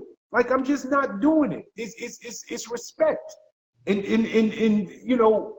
But that's a mature way of looking at things.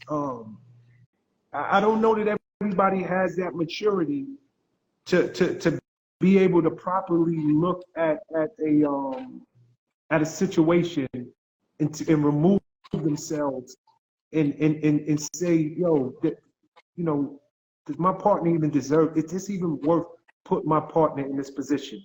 If I care for my partner this much, you know, I don't know that everybody has it. So it's a great point. And then my not related to anything we talked about thus far, but I just wonder, especially in 2023, outside the internet, where do you go to meet people? Like, where do you go to meet partners, or however you want to put it? Like, I'm too old for the club. I don't even play half the time. Where do you, like, one of my friends said, you should go, things that you like to do, you should go do them, and you'll run into people that like to do the things you like to do. I have no problem doing that. I'll do anything by myself. However, when I get to those places, you know who they with? They girlfriends. They not alone. I mean, where do you go to meet people? I mean, where do you go? Because I don't want to go to the club, but am I just supposed to go to the grocery store? I'm finna pull up on Lowe's in a minute. To where? I'm finna pull up to Lowe's in a minute. Real talk. I'm finna pull up at Home Depot like, oh my God, I gotta get new gutters. Can you help me? I mean, But listen, at the end of the day, you can meet anybody anywhere. I agree with you that a lot of, I mean, I don't know what to tell you on that one, because as far as I go, you can meet people at the red light. You said that they're always with their girls, and I don't know that that's always true. I don't know that. I think maybe you just got your eyes for dudes that's with girls. I think that's what it mostly is. You got your eyes set on a dude that's with a girl. So I mean, there's a lot of dudes that's out there moving dolo, whether it's the club, whether it's Lowe's, whether it's Publix, whether it's Kroger, whether it's the red light. You just seem to like a dude that's with a girl. I just don't see, like, I don't see single people out typically. So like when I go out and I usually see people that are already linked up. If it was somebody single, I promise Richie, I'd have seen him with my third eye, my fifth eye, all the eyes, cross eye, straight eye, all the eyes. But it's like, and I don't. The internet is just, to me, it's too. You don't know what you're gonna get.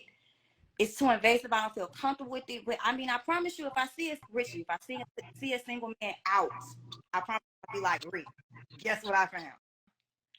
But I just don't see it. Do you work? Do you work at home or go to an office? I work in a nursing home, and I work a lot. And at work, you ain't found nobody. No. I did that one time. I'm not. No. No, I'm just saying they don't have to work in the nursing, like coming in and out of there. There's a bunch of vendors, you know. So you, okay, let me rephrase it. You're out the house every day. Yes, I do get out the house every day. And you're not bumping into anybody? I mean, in my defense, a little bit back in South Dakota, but even when I went home a couple of weeks ago, I still don't see men out by themselves. I didn't see it. I don't know how you could say that. Where you from? Atlanta. Atlanta.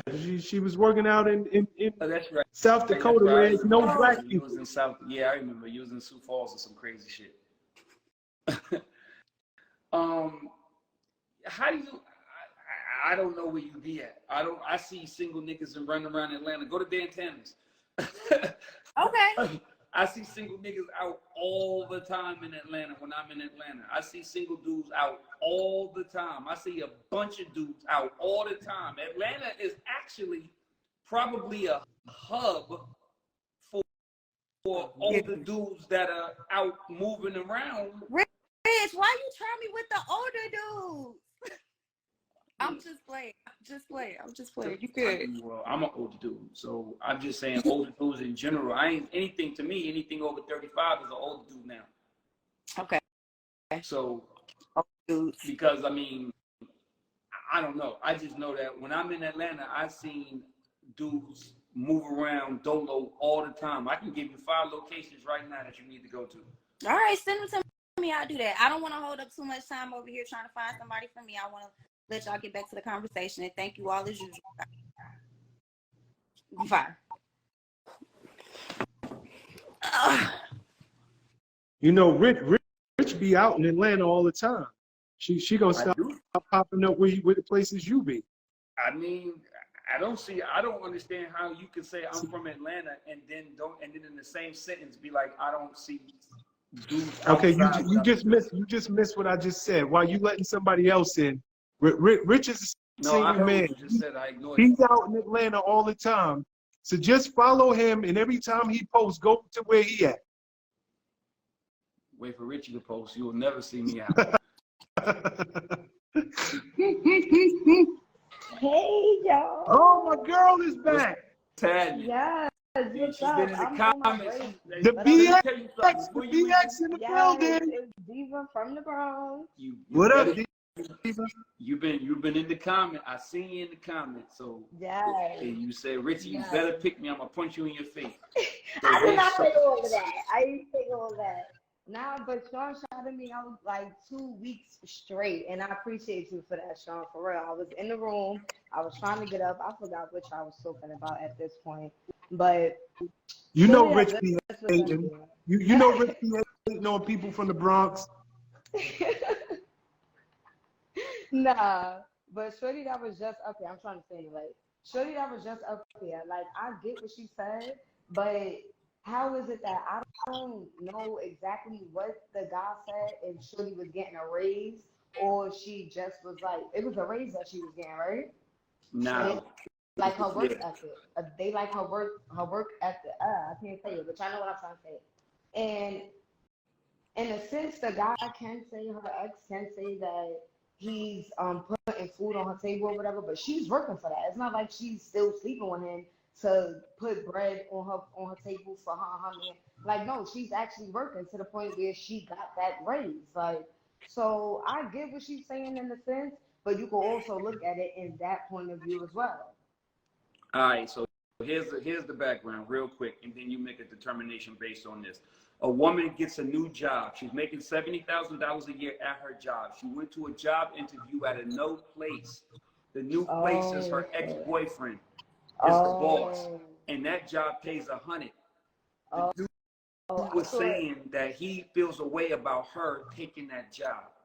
right. Oh, okay. I thought it was she was already at that job and then she was getting a raise. That's what I Nah, thought it she was was. finding a new job paying her $30,000 more than the last job.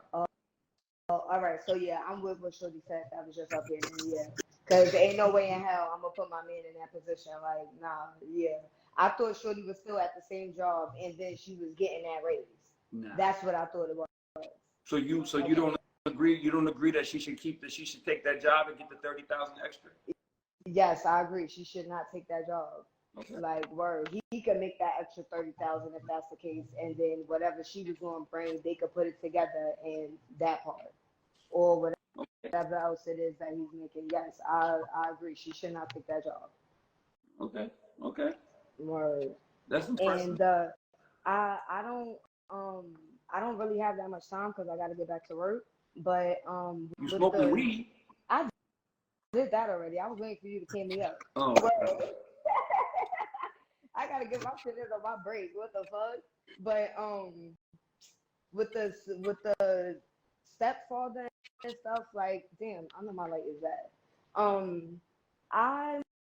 I'm a daddy's girl, so I don't know what that stepfather thing is like. Me being older, my mother been with her man for so long. They not legally married, but might as well say it common law. Like, they've been together for umpteen years or whatever. So I do respect him enough and call him my stepfather. But I really can't touch that top, but I can because I'm a single mother and my kids don't know they're donors. They don't even have enough leverage to be called my baby father because they don't claim my kids. Like, but that's a whole different fucking story. Anyways, thank you for giving me up, Rich. I love y'all forever and always. See y'all next week. But wait, hold on. Can't wait. Go ahead. Say happy birthday. My birthday was July 6th. Happy birthday. Wow, Happy what? belated. July 6th. Thank you. Happy belated. Thank you. All right, mama. Happy belated, Diva. Stop Thank smoking. you. Stop smoking weed and taking care of old people.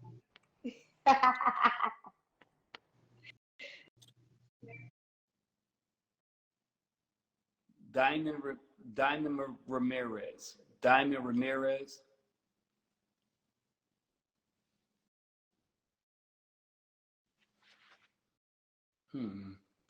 What just happened?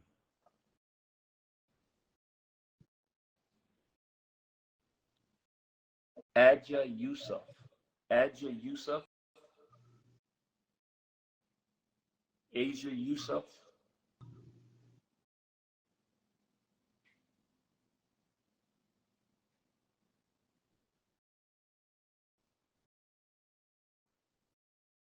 All right. I don't know what happened with that.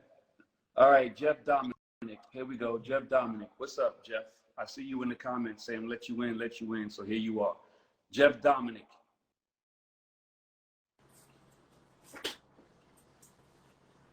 My man. Jeff. Yeah. What's up, brother?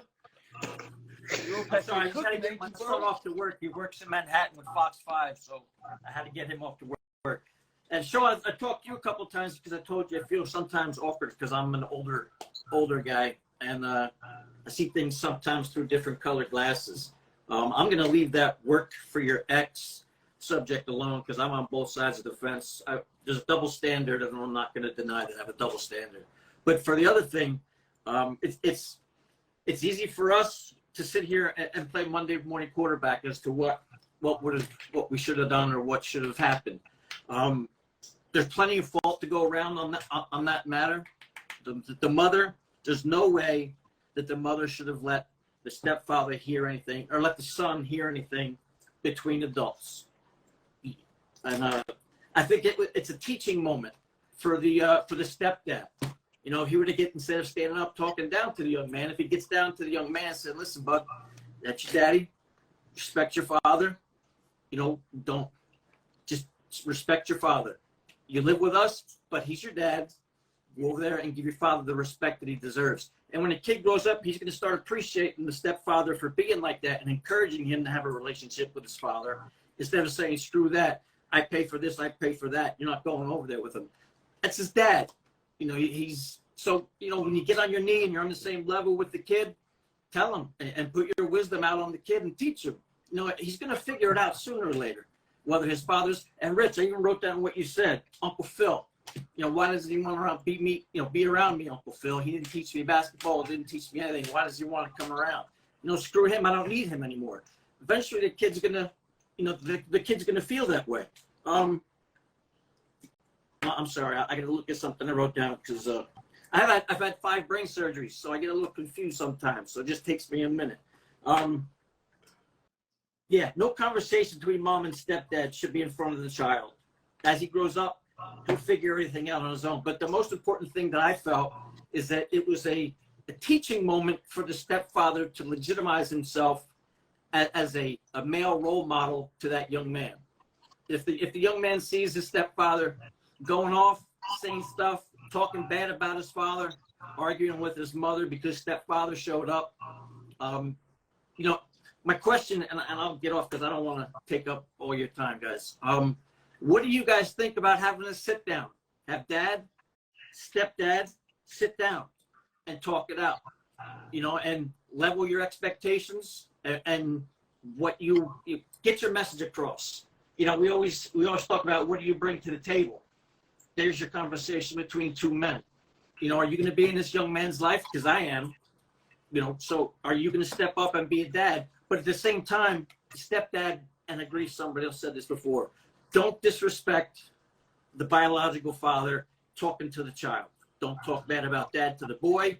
Don't talk that bad about dad to mom in front of the boy. He's got to be away from all that stuff.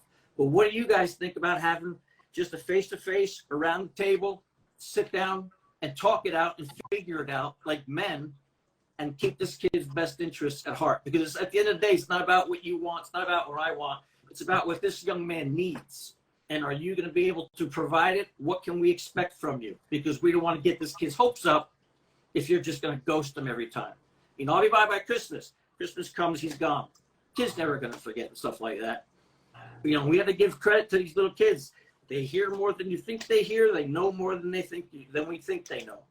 So I'm just looking at it as for the child. It's time for the adults to have to stop acting like children and start acting like adults. Sit down, talk it out. So this young man grows up and he's old enough to say to his biological father, look, man, Pops, I love you. You're my dad. You're my father. But this is, that's science, okay? Blood makes you related. Loyalty makes you family. So this young man's going to see that, whether his old man comes back or not, but this other guy's going to always be there. Every time he gets struck out in baseball, every time he fumbles the ball, every time he gets, dumped by a chick, all that stuff. Stepdad's going to be there for him and dad's not. And that, you know, respect, the kid deserves respect too, regardless of what his age is. No, I don't want to keep you guys long. I know you got a lot of listeners, but that's the question I have. Do you agree, or should I just have a man-to-man sit-down? Should I have a sit-down with man-to-man and mom there, so we're all on the same page, so there's nothing lost in translation, or nothing exaggerated or blown up when it didn't come that way in the original conversation? So that's all I got, guys. I know you guys got a lot of people to listen to, and I appreciate the opportunity to spread some wisdom with you guys. I'm almost 58 years old, and I'm divorced 8 years now. My boys are grown, but there was a time, you know, mom and I didn't get along, but what I told them was, that's your mom. There's nobody else in this world that's going to ever be able to say that. She's your mom. You're going to respect her and honor her as your mom, regardless of the situations. So got you at that, guys. Thank you so much for letting me talk, Prez, Richie, big fans. Of I love course. the show every week whenever Instagram lets me go on without cutting me off. Jeff, you are the Great job, man. Jeff. As always. Have a good night, As gentlemen. always. Good wisdom, Jeff. Good wisdom. Thank you, sir. You guys have a great night. You too. Yo, Be good, Jeff, buddy. Jeff was actually on fire tonight. Jeff was actually on fire tonight. Jeff, that was very good. And I agree with you 100% that the parents should have a conversation. The father and the stepfather should have a conversation. That should be some grown man conversation and not in front of the child. I 100% agree with you, Jeff. You were on fire tonight, bro. A lot of good points, man. A lot of good points. Just Nishtaj, Denisha Victory is her name, I think. Jeff, you did your thing, bro. I will give you that. Comments going crazy. Denisha, what's up? Where you calling from, beloved? Hey, I've been on here before. I'm calling from Houston by ways of Memphis. In town? So I have two opinions on. I have an opinion on both subjects, and then I have a question. So the first subject, like him, I'm biased because I feel like that could go either way.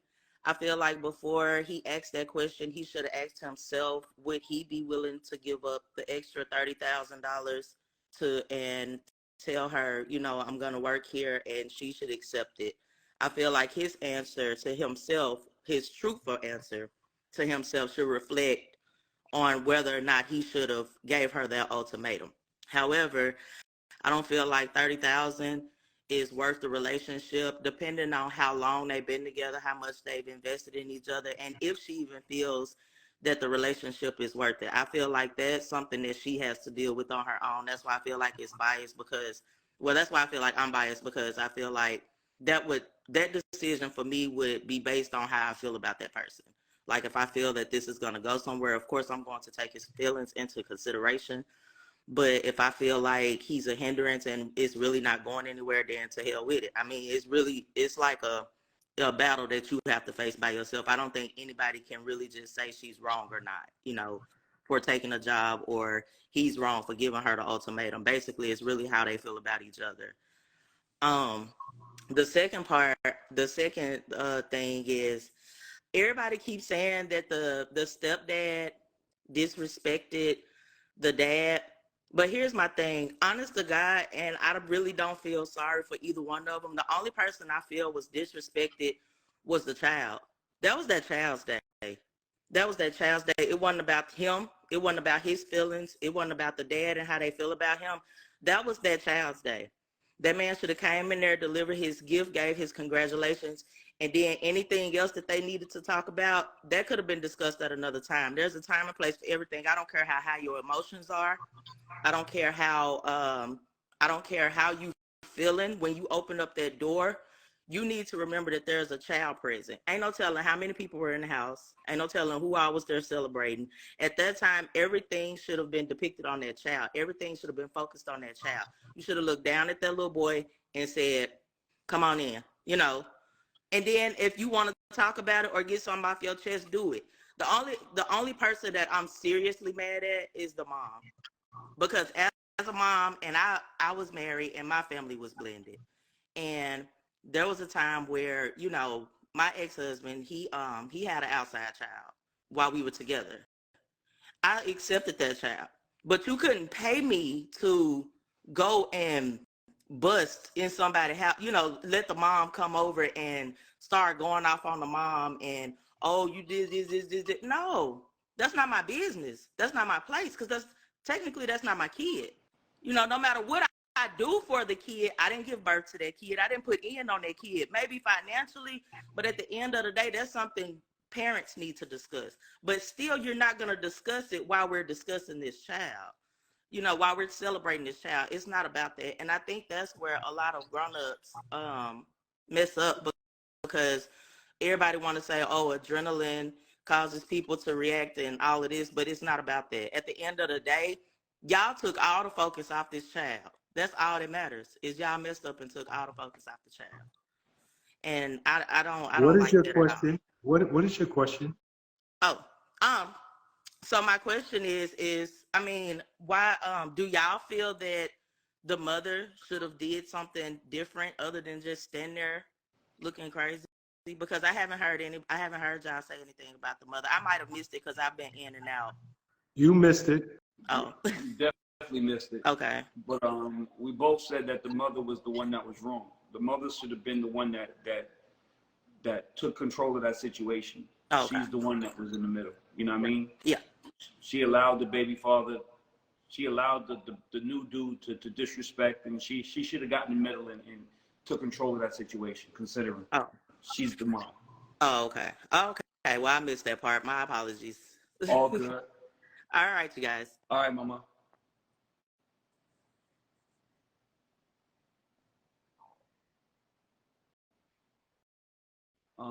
Asia U stuff. Are you Jody Brooks? Jody Brooks? Okay, hold on. Before anybody come in here, I've had enough of these conversations. So I know these are hot topics, but for God's sakes, Jody, do not ask about no baby mother, stepfather, none of that crap. We got to talk about something different, or I'm getting bored tonight. So if that's your question tonight, Jody, I love you. You're from the D.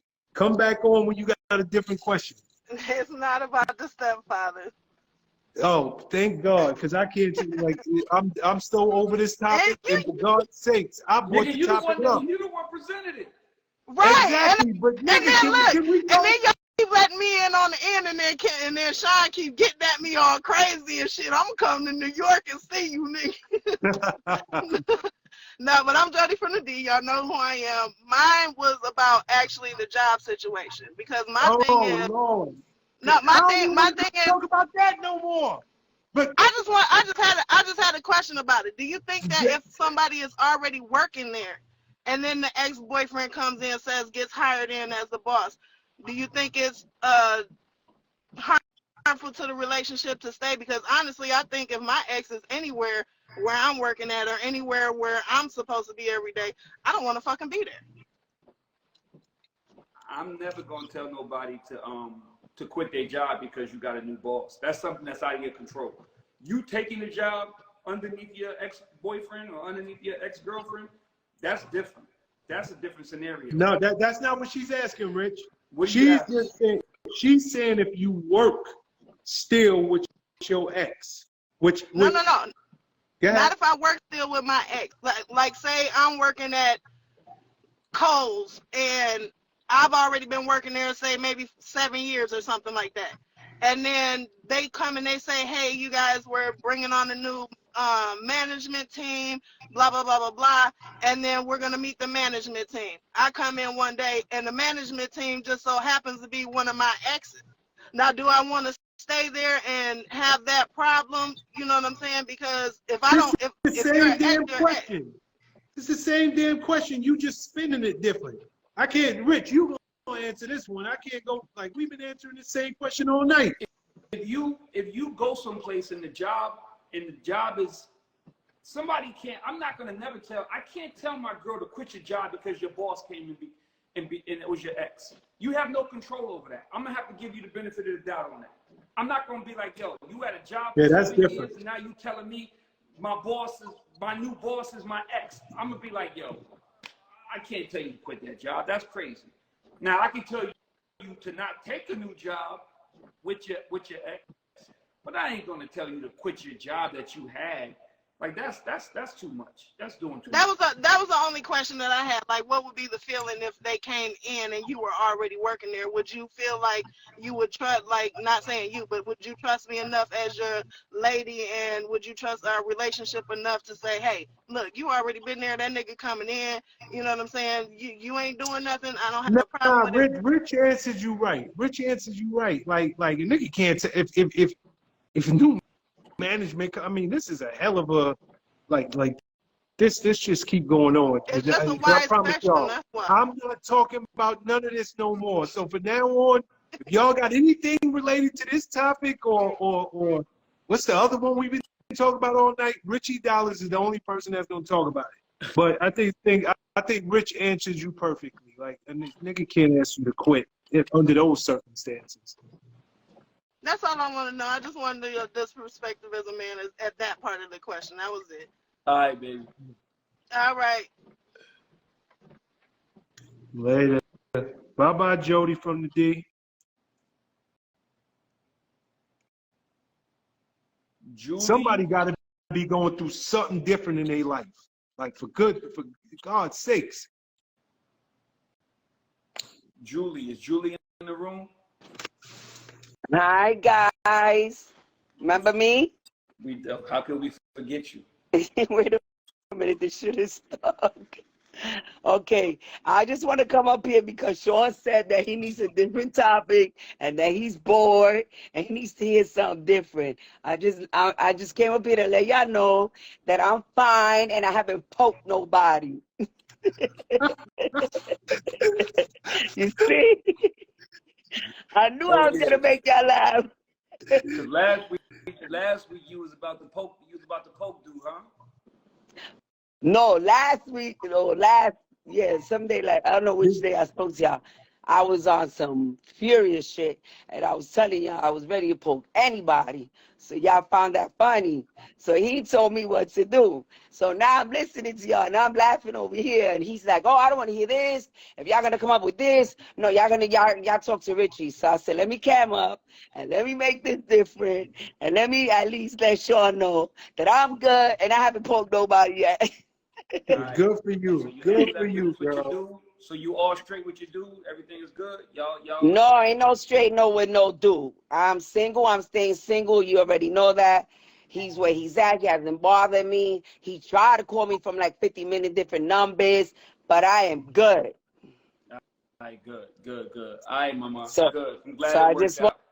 I just wanted to make Sean laugh and you laugh. That's it. Appreciate that.